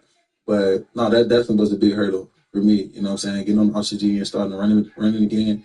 And it felt great. It didn't feel like bad or anything. It was kind of a little tight a little bit, but it was the Ultra G, you know what I mean? So, but on the first day of field, honestly, I don't remember when that was. But it happened pretty quickly, though. Yeah, like You know what I'm saying? when talking to some guys who've gone through these like major recoveries, Achilles or knee or those types of things, like they talk a lot about just the mental kind of wear and tear and like needing to stay regimented and confident and optimistic. Like, was that part of the challenge for you too, and having to deal with the mental side? Yeah, it was. But for me, it's just like I knew my end goal. You know what I mean? I knew where I wanted to be, so I kind of didn't let that be like the barrier, I guess you can say, to propel me to the next step. You know what I mean? So I would say it was more so like when I go out there and I have those days where like it didn't feel so great or anything like that, like I'll be down like why it don't feel great today and it did yesterday. You know what I mean? So it's just like I kind of had those days, but then I had Mike and Anthony and all them out there talking to me and everything. He's just like, man, you're gonna be okay. Like this is part of the process. You know what I'm saying? Like, so if it's bothering you today, it's like it's okay. We'll go ahead and treat it. You know what I'm saying? And it was like 1 or 2 days. Honestly, I don't even think it was like a lot. It was like 1 or 2 days where I did have to like stop. You know what I mean? Go get treatment or something like that. But it wasn't that crazy. I just stayed positive. You know what I mean? Like I said, I knew my end goal and I knew when I wanted to come back. So You had that 7-month date in your head. You were hitting that. And so water. when I actually started running and putting no cleats, that's when like when I started doing drills and everything, I was going. Like, and so they had to tell me like, you know, is this your first day? Like, calm down. Like, it's your first day. You don't need to be all out. You know what I mean? So like, cause once I get in those white lines, it's 100%. Yeah. You know what I mean? So they had to actually tell me like, calm down. They was actually pretty amazed. You know what I mean? They was like, wow, he doing that already. This is his first time doing this drill again. You know what I mean? He's stopping, he's breaking, he's going. So that's when I kind of knew like I was ahead of the curve. That's cool. Yeah, that's what I mean. Well, I feel like several guys last week were saying how your return to practice like really brought a different energy to the defensive unit, and like that you made a difference last week preparing for that game. What happened in practice? Like what kind of juice were you bringing last week? You just go out there, you know, the energy, you know, just talking to everybody, you know what I'm saying, being joyful, you know what I'm saying, being yourself, you know what I'm saying, not trying to be anything, you know what I'm saying, anything like that. But when you make plays, you know, you celebrate out there, making making plays, jumping around, having fun with your teammates. You know? Yeah. So that's kind of the energy. Yeah, that's what it was. Does an injury like that give you a different perspective on the game or appreciation for the game? Yeah, 100%, man. That, like, just like, I know it's so cliche. I know everybody said it, but man, don't never take it for granted. You know what I'm saying? Because like it'd be cool. Like we go through these seasons, and it's like 3 months. You know what I'm saying? We playing football or whatever it is. And you go through it and you kind of just like, man, I'm tired of this. Like, I don't feel like doing it today or this and the third. But until you not doing it, you know what I mean, for several months, for 7 months, until you not doing it, you know what I'm saying, definitely put a different perspective. Like, man, don't take it for granted because you never know when that could be your last snap. Like, it'll be cool for like the first 2 months, like you do nothing or whatever. But after that, like, man, you want to be out there. You want to be out there, the camaraderie with the guys and everything like that. And like, you love football. You want to play football. You want to be out there making plays and everything like that, and helping the team get to a championship. So yeah, don't take it for granted. For sure. Yeah. What's it like stepping into the safety group now? You got Kyle Hamilton, you got Malachi Starks, rookie first-round pick. You got Alohi Gilman who's come in here, really played well. What's it like stepping into this group, and what do you want to bring to the unit? I mean, them guys rolling. You know what I'm saying? They already, they kind of fix, like early on in the season, it was little wrinkles they had to fix, and now, like later on in the season, the boys start picking it up. You know what I'm saying? So I'm just trying to jump right on in with those guys. You know what I'm saying? Fill in, flow, bring the energy. You know what I'm saying? Go out there and make plays and talking and communicating and having fun with those guys. And you, like last year, you were one of the guys. Like this year, the defense struggled a little bit early on. Last year struggled early on. You stepped into the lineup and kind of helped turn things around. This year, it's, again, rocky out of the gate, but then figured itself out. How much for you, like, as you come to step into this mix here, do you feel like you can just continue to elevate this to even another level, knowing what you did last year with this group? 100%. You know what I'm saying? I'm a playmaker. You know what I'm saying? That's what I do. So, like, jumping in, going out there, making plays. You see other guys making plays. You want to make plays, too. And then on top of that, the communication. You know what I'm saying? The knowledge of expecting this and knowing when it's going to happen and stuff like that. You know what I'm saying? So that brings another level of intensity to the game, for sure. Well, speaking of playmakers and knowledge of the game, Ed Reed visited the defense last week. Can you kind of share what Ed Reed's message was to the team? I mean, he's a legend. And shout out to Ed, man. He's from Louisiana. For sure. So when he speaks, you listen. Yeah. You know what I mean? So, like, he came in there, he talked to us, and like a lot of guys said, bro, he jumped on the DBs instantly. You know what I'm saying? I don't think it was his plan to come in and talk to us anyways. You know what I mean? He just kind of was popping in, saying, what's up? And then, of course, he gave us a message. You know what I'm saying? DBs first. You know what I'm saying? He was like, yeah, the snacks got to go, this and the third, and all that, So that's kind of was his message. You know what I'm saying? You know what I'm saying? So lock in, you know what I'm saying? Communication, fly around and have fun. You know what I mean? You can talk about the X's and this and the third, but we got to go out there and play and have fun and do it together. Right. So that's kind of was his whole message. So when he says the snacks got to go and he leaves the room, is everybody looking at each other and you're like, I guess we'll push this into the trash again? Yeah, we're like, we don't even eat potato chips no more. So that's how he was, so definitely. When you say that he jumped on the DBs first, obviously he was a DB, of course, but when he challenges you, like, does that everybody kind of sit up in their chair straight when you're hearing man? You got guys, some guys taking notes and like, you looking at them eye to eye, like, yeah, okay, you know what I'm saying? You soaking at every information that he's saying. You know what I mean? And then like that was that Friday. We had Friday practice. You know what I'm saying? We all flying around. You know what I'm saying? Like he was at practice for a little bit. And you know what I'm saying? You want to impress him, you want to impress Ed, you know what I'm saying? Go. You know what I'm saying? So we got there flying around and doing it. Yeah, that's awesome. So heading into a big game here against the Patriots and the defense coming off a shutout, you can't get any better than a shutout. What's kind of the mentality going into this game against the talented offense in Drake May? I mean, just keep it rolling. You know what I'm saying? They have a great offense over there, but the thing is for us, like, we feel like we're a great defense. You know what I mean? So, like, go out there and try to do this, emulate and do the same thing. You know what I'm saying? So it don't matter who we play or what's going on or the side about anything like that. Like, bro, we're going to go out there and play our game of football. So that's the mindset going into this one. I know you want to win every game. You're a competitive guy, of course. But knowing the road that you've had to travel to get to this point, this team is obviously fighting for a playoff spot right now. You're kind of in playoff mode right now. Knowing all that you had to overcome just to get back for this season, how driven are you to help this team get to a playoff spot and keep this thing rolling? Very much driven, man. Like you said, going through what I'm going through and now being in this position, I mean, it couldn't line up in no better way. Like, we must win games. Like, you must play good. You know what I mean? So, you get dropped in. Exactly. You can't lose. You know what I'm saying? So it's like, me coming out there, every time I step on the field, I know what those guys fighting for, and I know what I'm fighting for. You know what I mean? So, like, every time I step on the field, I know what we fighting for. Yeah. So, like, for me, stepping into this, I'm like, it's just going to make the story even better. So, go out there and make plays, and we're going to make the story even better for me even coming back so early, for sure. Awesome. Well, Ardarius, thanks for joining us, man. Yeah, it's been a pleasure. We're excited to have you back. Oh, no, I appreciate it.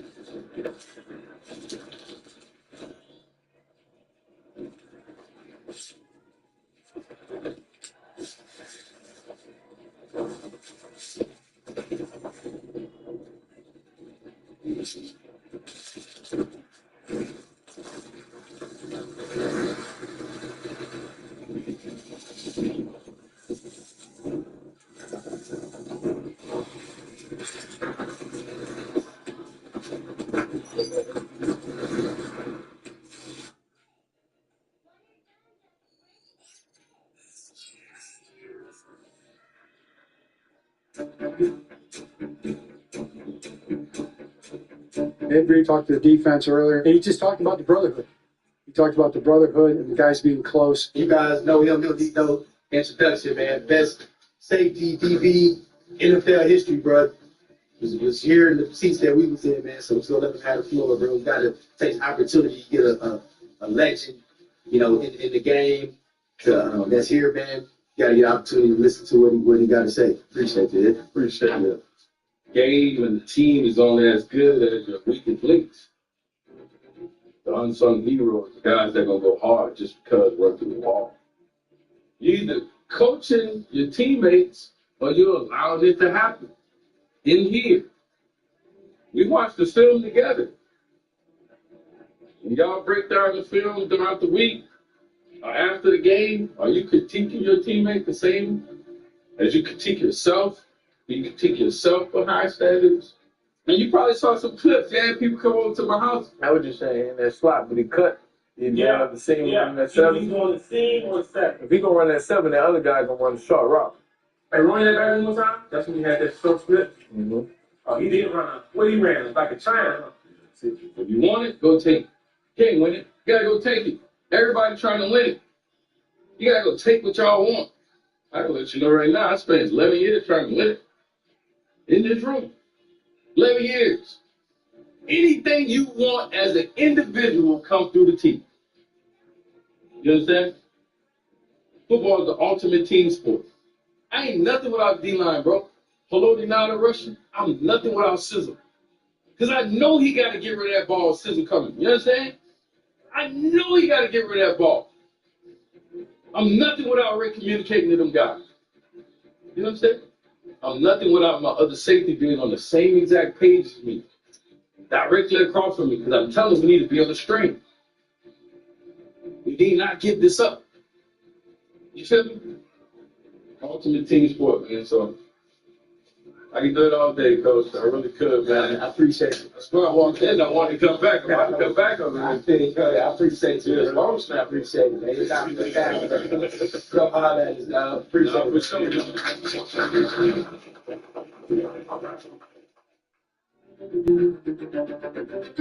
Let's talk a little black and blue in that AFC North and a massive, massive matchup coming up on Sunday. Nobody's running away with it. Why is the NFL season so long? It's tough for a reason. It's not supposed to be easy. We all understand that, right? I say we do whatever it takes. Whatever it takes. Whatever work it takes, whatever effort it takes, whatever mindset it takes, whatever it takes to get locked in and go win this game. Get locked in and go to Cincinnati and win this game. We are where we are. Obviously, it's probably not where we want it to be. Our mindset is win and we're in from here on out. So that's something we can control and something we got to go do. Years is short, and it's going to be a long day type of game, all right? but the game is going to go fast. Play it poised, play it mentally strong, play it one play at a time, be patient, one good play after another. All these great sports feats have come with a challenge, and we could be another story along that road. The Bengals game is always fun because you put up a lot of points. You move the ball up and downfield, and you never know what's going to happen. Big plays on every possession. Every time these teams play, I don't care if you are 12-2 or 2-12, you know you're going to get a great game. And I always get that feeling when we see those two helmets out on the field together. Forget everything that's happened because the only thing that matters right now is the moment. The moment that we're in and the moment that we have. This game is this game. It's going to take into account the last game, but you would anyway. We just got to play our best football. It's going to be tough. It's going to be challenging. Let's go play our best game of the year together, right? It's going to be awesome. It's going to be cold, too. It's going to be awesomely cold. Amazingly, incredibly cold. Real feel this game is going to be 1 degree. 1 degree. Hurts. Yeah. Hurts. Just out of the flat. 1 degree. Cold. Hard football. Always 1-0. Execute, take care of the ball, and go 1-0. That's all we got to do. As long as we got a chance, we'll take it.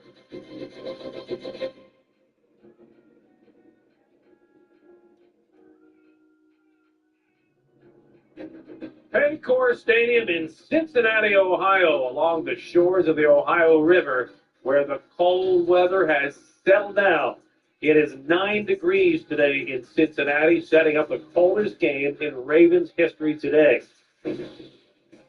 They know they'll need to stand up to nasty weather today and bring an explosive offense against the Bengals. The Ravens and the Bengals for Week 15. We're going to do it. Let's do it then.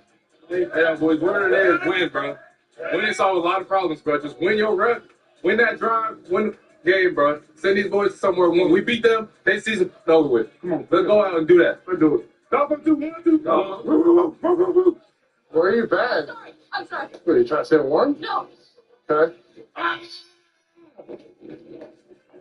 It just feels like the playoffs have already started for both of these two teams. Man, that is kind of warm out here. Not that bad. Bro, maximum temperature everywhere. They do get Tavius Robinson back on the edge today. He was out since Week 6 with a broken foot. Darius Washington, the safety, also returning since an Achilles injury back in May. Come on, baby. Let's go. Let's go. Come on now. Come on now. Come on. Come on, you're off. Come on, bro. Let's go. Good hands, boy. Let's make a cold quick. In a game that could very well go down as the coldest on record in the history of this stadium, all that is the backdrop for a game with massive playoff implications. Oh, that's got cold. It's heated, yeah. It's nice. The breeze is heated. We talked about it all week. There's only one way out. One way! And it's through. And it's going and grabbing everything you want. We put it on our shoulders and we go play for 60 minutes and we put it on together. And that's how this game is won. Attack the ball every opportunity we get. Get that ball back to our offense. Let's go see how that looks. It's a moment we'll never get back, bro. It's a moment we'll never get back.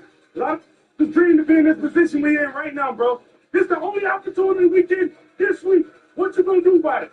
So come out, first snap, everything you got, and keep that going all throughout this weather. Be on that 7-2, 1-2, how many?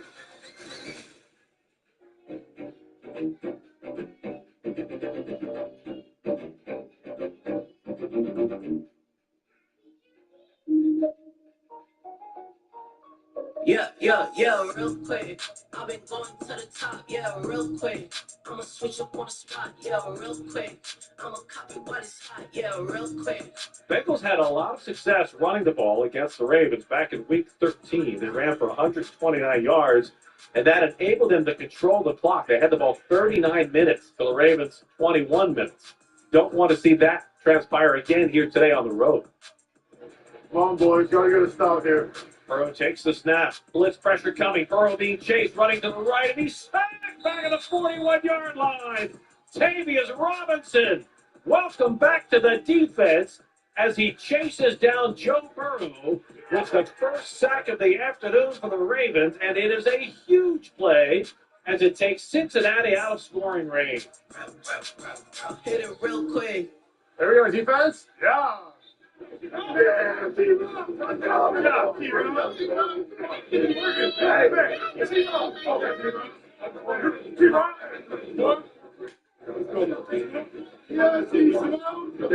Welcome back. So how big was T-Rob's sack? 20 yards? Dude, yeah. Crazy. Crazy. For real. Hey, we're at the Bahamas right now. We're at the Bahamas, baby. But it's crazy how cold you get, like, just being out there. You're moving around, it's like, bro, it's so cold. It's so cold out here. One in the books here in Cincinnati on the coldest game in Ravens history. And as you might expect, it is not a point factory just yet. Scoreless after one. Burrow in the shotgun. Two receivers either side. Ravens rush four. Burrow walks over the middle. Picked off the tip. Intercepted. It's Marlon Humphrey. With one hand? Off the hands of Jamar Chase. It flutters in the air, and the Ravens will have the ball at their 37-yard line. Yeah,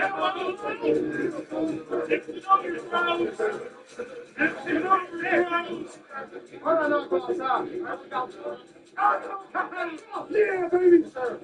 You gotta pick up one hand again. That's wild. One man front for the Bengals. Lamar takes the snap, drops to midfield. Flings it complete, but dropped by St. Flowers and picked off by the Bengals. Unbelievable. In and out of the hands of Flowers and into the hands of Jordan Battle. Jordan Battle off the hands of Zay Flowers. And meantime, Lamar Jackson in this Baltimore pass game just can't seem to get off the ground. Burrow on second down and 9, wants to throw from the shotgun, locks it down the middle. He's got a man wide open and caught the 40-yard line, but broken up. Malachi Starks came in and took the ball out of the hands of Andre Yoshivas. After all that, 0-0. Bring his fingers down. I got the way to keep fighting. Ain't this cold? That don't hurt. Well, I can't move. He felt that, I feel that. Yeah, I mean, yeah, it's hard. That's how both picks happen. Wide receiver thing. Yeah. Ball's coming in so high. Yeah, if their hands are exposed for like a minute or two, they go now. It's only 7 minutes left in the half. No, man. That's crazy. We gotta get some points over there, man. Facts. Right there. Ravens needing a spark coming into this drive with 9 yards total offense. Come on. Come on. Come on. Come on. Let's have fun, man.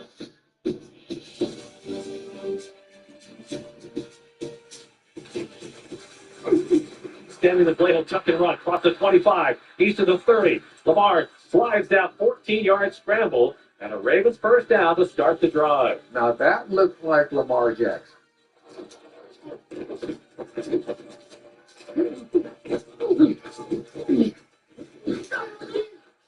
Yeah, back-to-back games, man? Where's Justice? I did it again to his brother. Something's out to the sideline.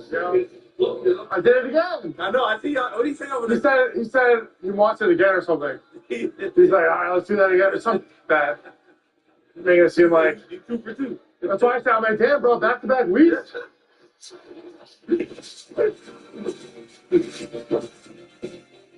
Lamar flings it over the middle, complete.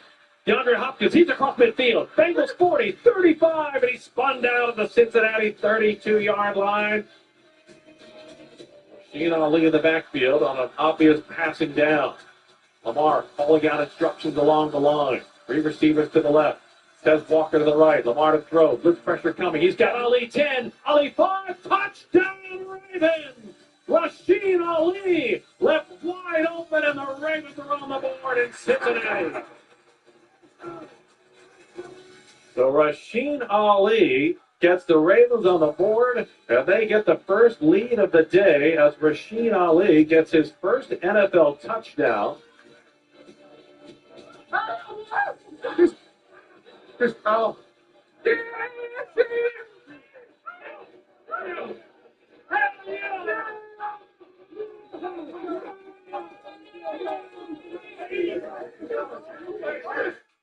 A touchdown pass to Ali. And that was the Lamar check all the way. Lamar got us to that play, pulled it out of the game plan right at the right time, and made it happen. To me, that's a function of preparation. Watch the film, see what those guys do, and I just made a check at the line, and she just did the rest. Okay, football. Yes, sir. Hey, what you did? No, I ain't today. Today. He turned around, saw that grass, like, oh, shit. He said that same thing. I said, it's gonna be quiet as hell. I'm red point. I don't think I'm scoring. First touchdown? Where? Congrats, bro. Awesome. That was sick, too. The cover zero, practicing all week. Oh yeah, they ain't pitching no moves. I think like 6 or 7, yeah. And the Ravens in front, 7-0. Just one, T-Bone? Southside was just one? All right. How about defense? Sauce the violent place, back off the violent place. Getting glimpse, you recite the race. Getting glimpse, you recite the race. When it came like a pot in a race. Go big Trav. Yo, Trav is so big. Like right now, Trav, that man looks ginormous. When it came, Y'all feel good what we're doing? Yeah, I like it. Yeah, I like it. Just trying not to give up no plays. He don't feel comfortable throwing to that. I can tell. So I can see how the ball is. I want like it's supposed to. If they're ready, they're ready. This is 2 minimum, right? Okay. 1:05 left to play in the half. All 3 of the timeouts to work with. It's hard to do anything in these conditions. So any points are extremely valuable.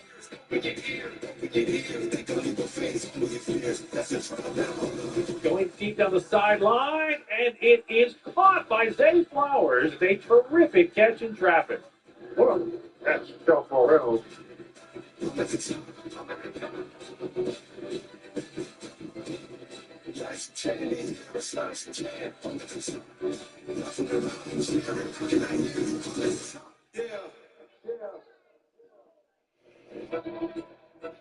Lamar takes a snap, fires deep for the end zone.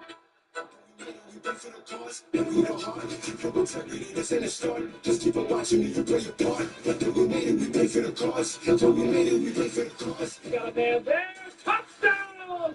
Zay Flowers, and the Ravens extend the lead. Oh, did he take 3 steps? Great throw and catch by Zay Flowers and Lamar Jackson. Prettiest play of the day, and the Ravens extend their lead. This Baltimore pass game, they come alive right when they needed it most. Yeah, Marcus. Great job, online.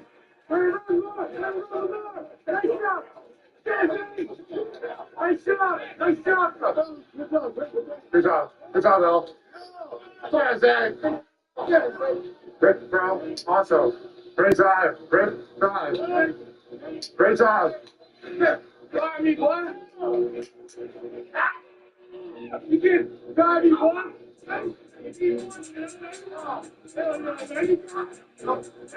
That's all I need a lot. I'm hot. Bro, I was trying to hit the tendonism. Nobody ain't do it. I did like. I'm trying to hit it. Nobody ain't doing it with me. Bro, I knew that was going to go hit. That fell right behind him. Oh, it's a real deal. I'm trying to tell him. Real deal. Oh, it's a real deal. On everything. Lamar Jackson, surgical with that pass. Just drops it right in that side pocket between the safety and the corner. But that's on the money. That hit my face mask. I had to lift myself a little bit more so it dropped. Oh, yeah, I like this. We only had last one. 14-0 Ravens lead it coming out of the half. Bengals will have the ball first to start the second half. Dropped by Charlie Kohler. Terrific coverage by the Ravens. tight end.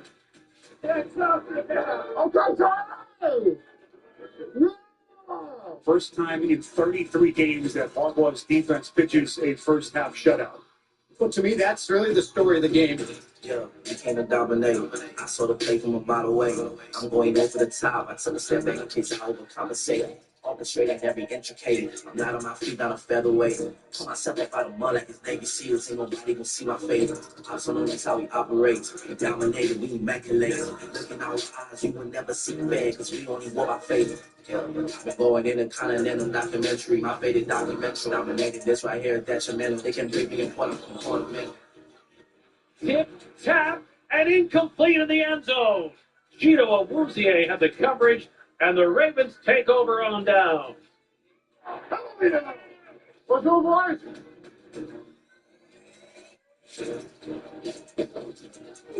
Oh.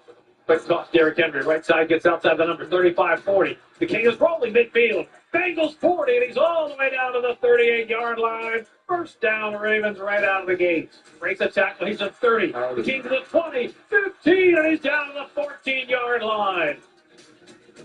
So Henry in the first half, 6 rushes, just 17 yards.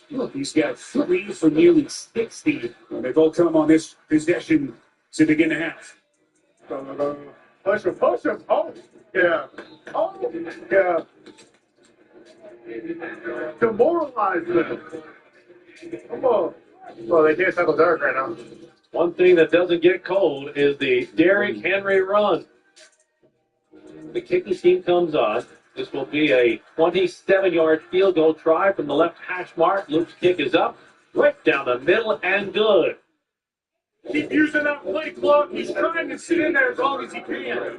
Trying to find something. You guys don't guess it. And I got no problem you doing that. You just know where to go and get to, right? They're just going 34, 35 all the way down the field. Take away the explosives, they don't have an offense. Ravens have done an extremely good job of limiting the Bengals' offense today.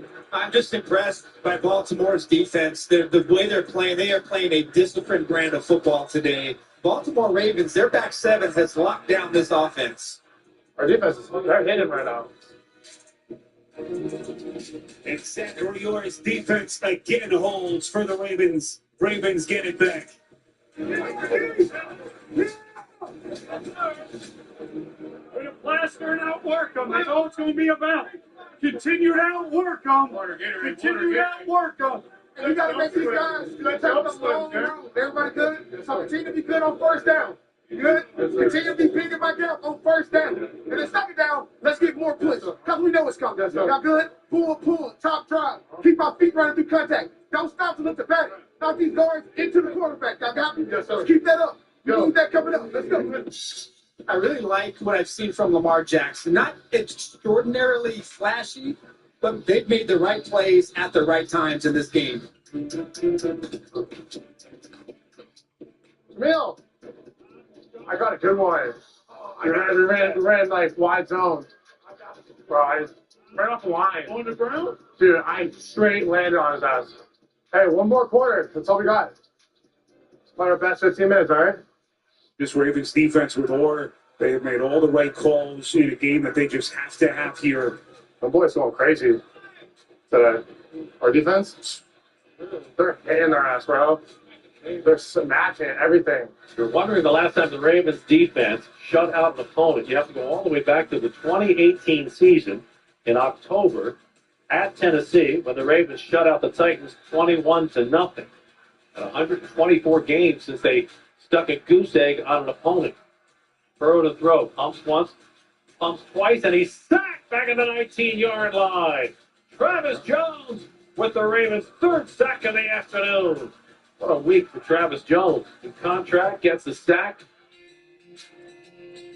Burrow out the shotgun. Looking to throw. Under pressure. Hit. Throws. Incomplete. Big time pressure coming off the edge from Draymond Jones. Dre. Man, that was good. That's what. 15th play of the drive for the Bengals. It is 3rd and goal, Cincinnati, from inside the Ravens 8. Come on, D. Play clock at 1. Burrow takes the snap. Drop the throw. Blitz pressure coming. It's intercepted at the 5.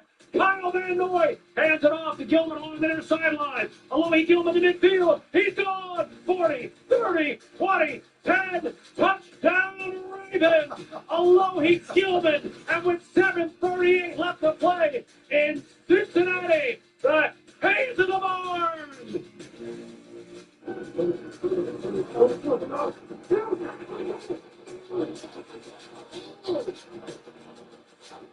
Broken pass stumbles, and he's intercepted.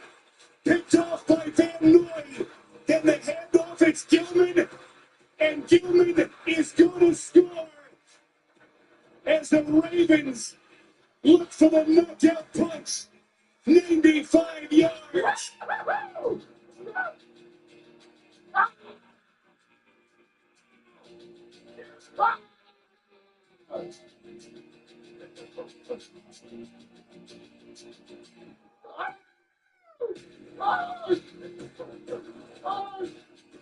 A 94-yard interception, handoff, and return as Alohi Gilman gets his first Ravens touchdown. That play was circa Ed Reed, and how timely that Ed Reed talked to the Ravens team on Friday. Oh, that is awesome. And this pass rush that's been criticized quite a bit this season has come to life against Cincinnati. Brilliant play from the veteran Van Noy. That's a veteran move. Give it to the young guy. Let him take off. Goodness. That was a good one. What a play, Kyle! What a play!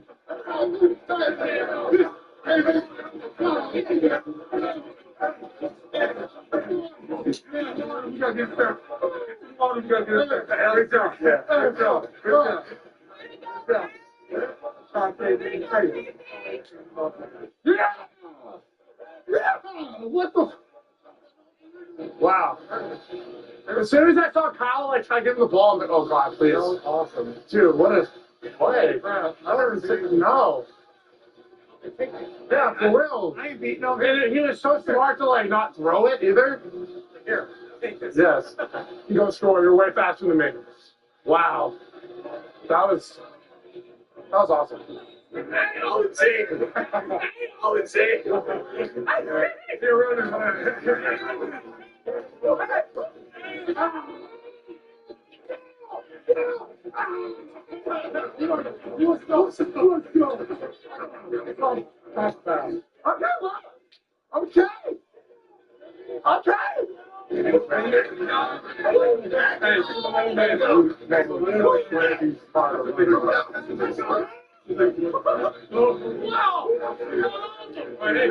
Bro, and guess who started that play? T-Rob, bro. He's what we needed. Yeah, T-Rob, they got us absolutes. Yo, for real. That's crazy, boy. With them burners on. I know it. They talk about phone security. Go.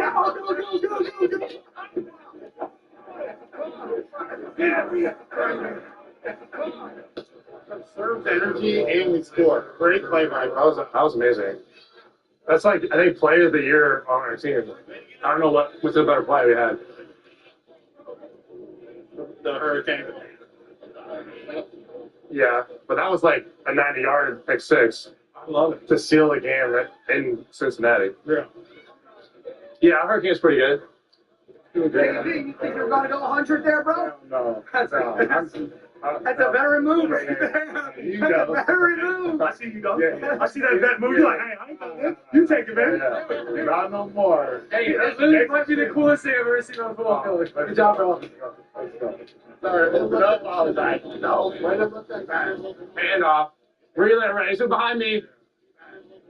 Hey, that's why you practice pitching in practice. Yeah, first career time. That's our first career. That's why we practice that. That's big time. Bro, that's big time. I thought I did it. I know. He's Hey, bro. Why you wearing 90? He caught it there. Yeah. He's trying to run.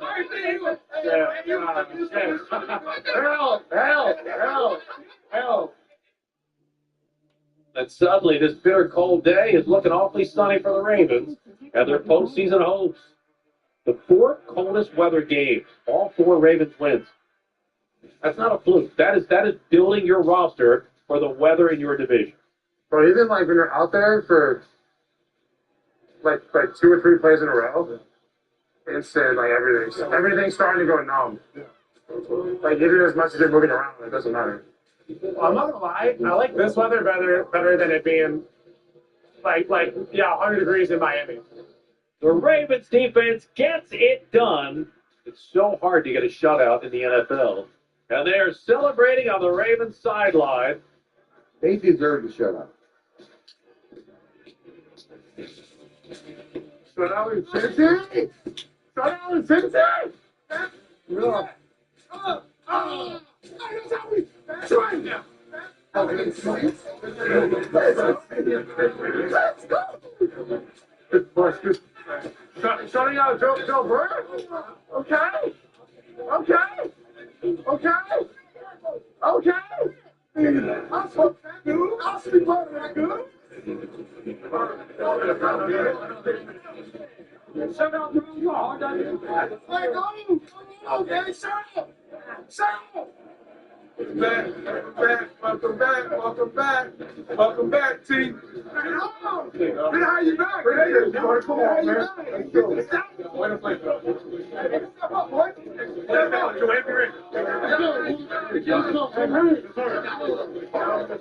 You're so rich. You're so rich. I need to go inside. Yeah, shutting out Cincy's shots, bro. So shutting out Cincy and Cincy's. The coldest game in Ravens franchise history should warm the hearts of Ravens fans as they come to Cincinnati, shut out the Bengals 24-0, and now point to the final 3 games in the regular season with the slate even at 7-7.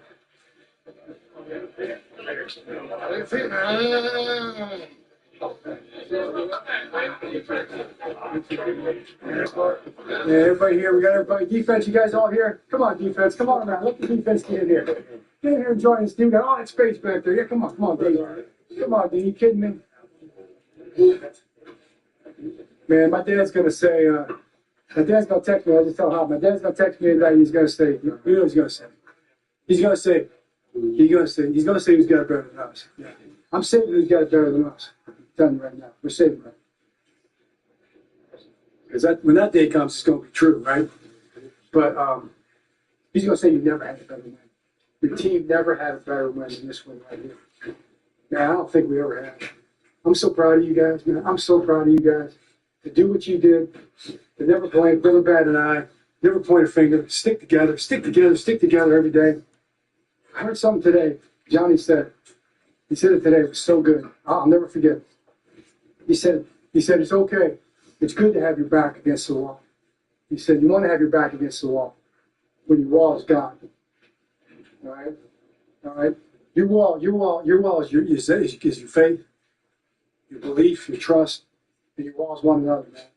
And you make a wall, a bunch of bricks, fighting like that to show up the way you did, man. I just tell you what, I'm so proud of you guys. I just thank God, man, because what everybody in this room has been through from a football standpoint this year has been tough. And it's not easy for everybody to stay together and keep fighting and keep going. And that's what gives us hope and pride every day, because everybody's coming in trying to get better, and we know what we got in front of us, man. So hats off to everybody in this room, staying together, not pointing fingers. We just trying to get stuff right. And we got to keep it going, man. Coming back home Sunday night in our house, man. They put us on Sunday Night Football. I don't think they put us on Sunday Night Football to watch us. All right, but we got an opportunity to show who we are and how we can continue to stack and build. So let's enjoy this on the plane ride home. And then next week, you know it's on, baby. All right. Hey, everybody touch everybody, okay? Because this is the main word, and Zach just said. Together on 3. 1, 2, 3. Together.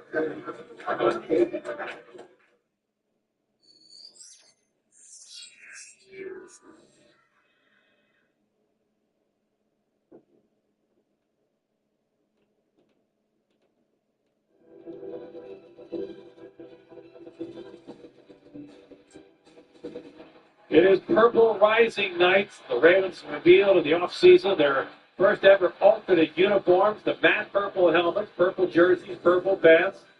Week 10 kicks off tonight with the Ravens and the Bengals at M&T Bank Stadium. We will rise.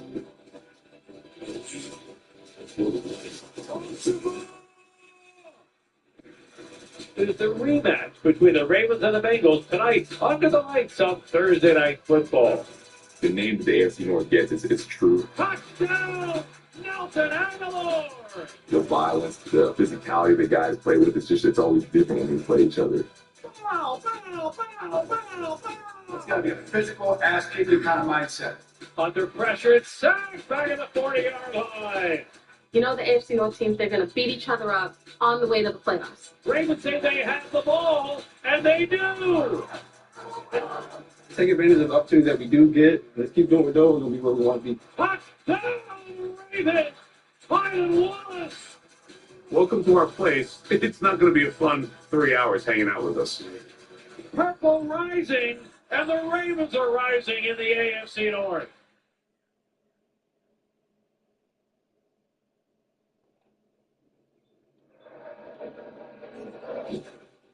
Congratulations, fantastic, awesome. Made a statement, about who we are, what we're about.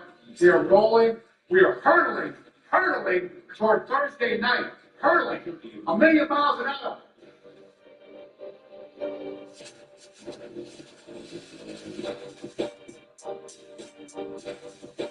It can be a dogfight. It's a division game as well. And we already know we just got to score points. That's our job. Take the team, whoever brings the most energy usually wins the games. You understand what a big game it is. Obviously, they see it the same way. It always seems like whoever can recover the fastest is usually the team that that looks the freshest. Thursday is more about just who wants to go out there and play. You just have to go to work. It's a challenge, but it's worthwhile, and we're looking forward to it. The AFC North is probably one of the toughest divisions, I feel like, and I feel like the style of play is different as well. The physicality the guys play with, it's always different when we play each other. The Ravens are going to be wearing new helmets. Damn.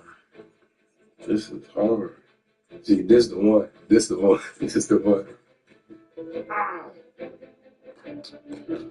I love it. No way we're wearing these this year, for real? Damn. Those purple uniforms look sweet. Excited to play with them for sure. It'll be a Purple Rising is what we're calling the helmet. And the new name for our Color Rush uniforms, we're going to call it Purple Rising. So that's cool. Yeah, excited about it. This helmet some love and show you the gold face mask and all like this and that. We've been gushing over this and Ravens fans are like, that's sick. Yeesh. You wearing these? Badass, man. Got the matte purple with the gold. Gonna look sweet with us, man. There's no other crowd like the Baltimore Ravens crowd. They're gonna always have us fired up. They're one of the loudest, if not the loudest, fans in the nation, right? It's gonna be electric. The night games at M&T are crazy. The fans go awesome, and we always appreciate them for that. So it's gonna be a lot of energy in the stadium.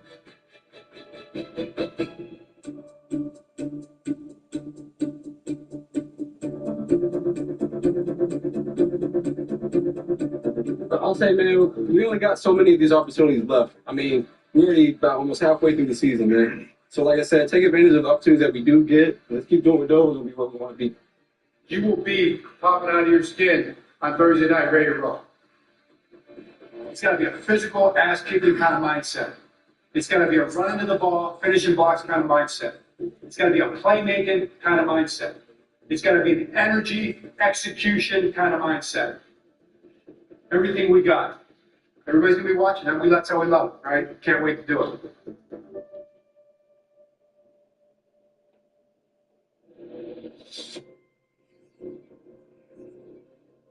Week 10 kicks off tonight with the Ravens and the Bengals at M&T Bank Stadium on Purple Rising Night. Ravens wearing an alternate uniform for the very first time. Ravens at 6-3. They've won 5 of their last 6. Bengals at 4-5 have won 3 of their last 4. Square off tonight in prime time. Hey, y'all know what it is. Thursday night, bro. We worked so hard for this. I don't give a damn if the analyst or pundit trying to tell us we're going to win this game. Be a dog, yo. We all dogs, yo. Let's go, man. Let's go. It's time. It's prime time. Making some money. Come on. Prime time. Let's rush him. Let's bullet him. All right, man. Y'all know that's how we roll. Come to kick us out, smash his ass. Hey, bro. Tuesday night football, prime time. And you like, where would you want to be? Where would you want to be, bro? Ain't nothing we say. It's 50. Say yeah. 60. Say yeah. Hey, turn it on 3. 1, 2, 3. Turn it. Never allow to come disrespect you in your own house. A man say he loves playing you in your house at nighttime. From the first snap to the last snap. And let's be a dog. If you're a dog, you're willing to fight to the death. From the first snap and life on the line. Lay it all out. And I promise, if we lay all that on the line, we'll smash you.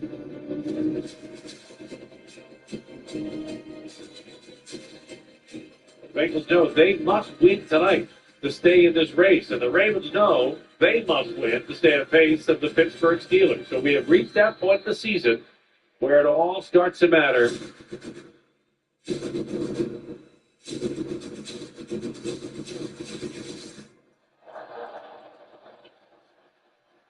Let's go, baby. Let's go.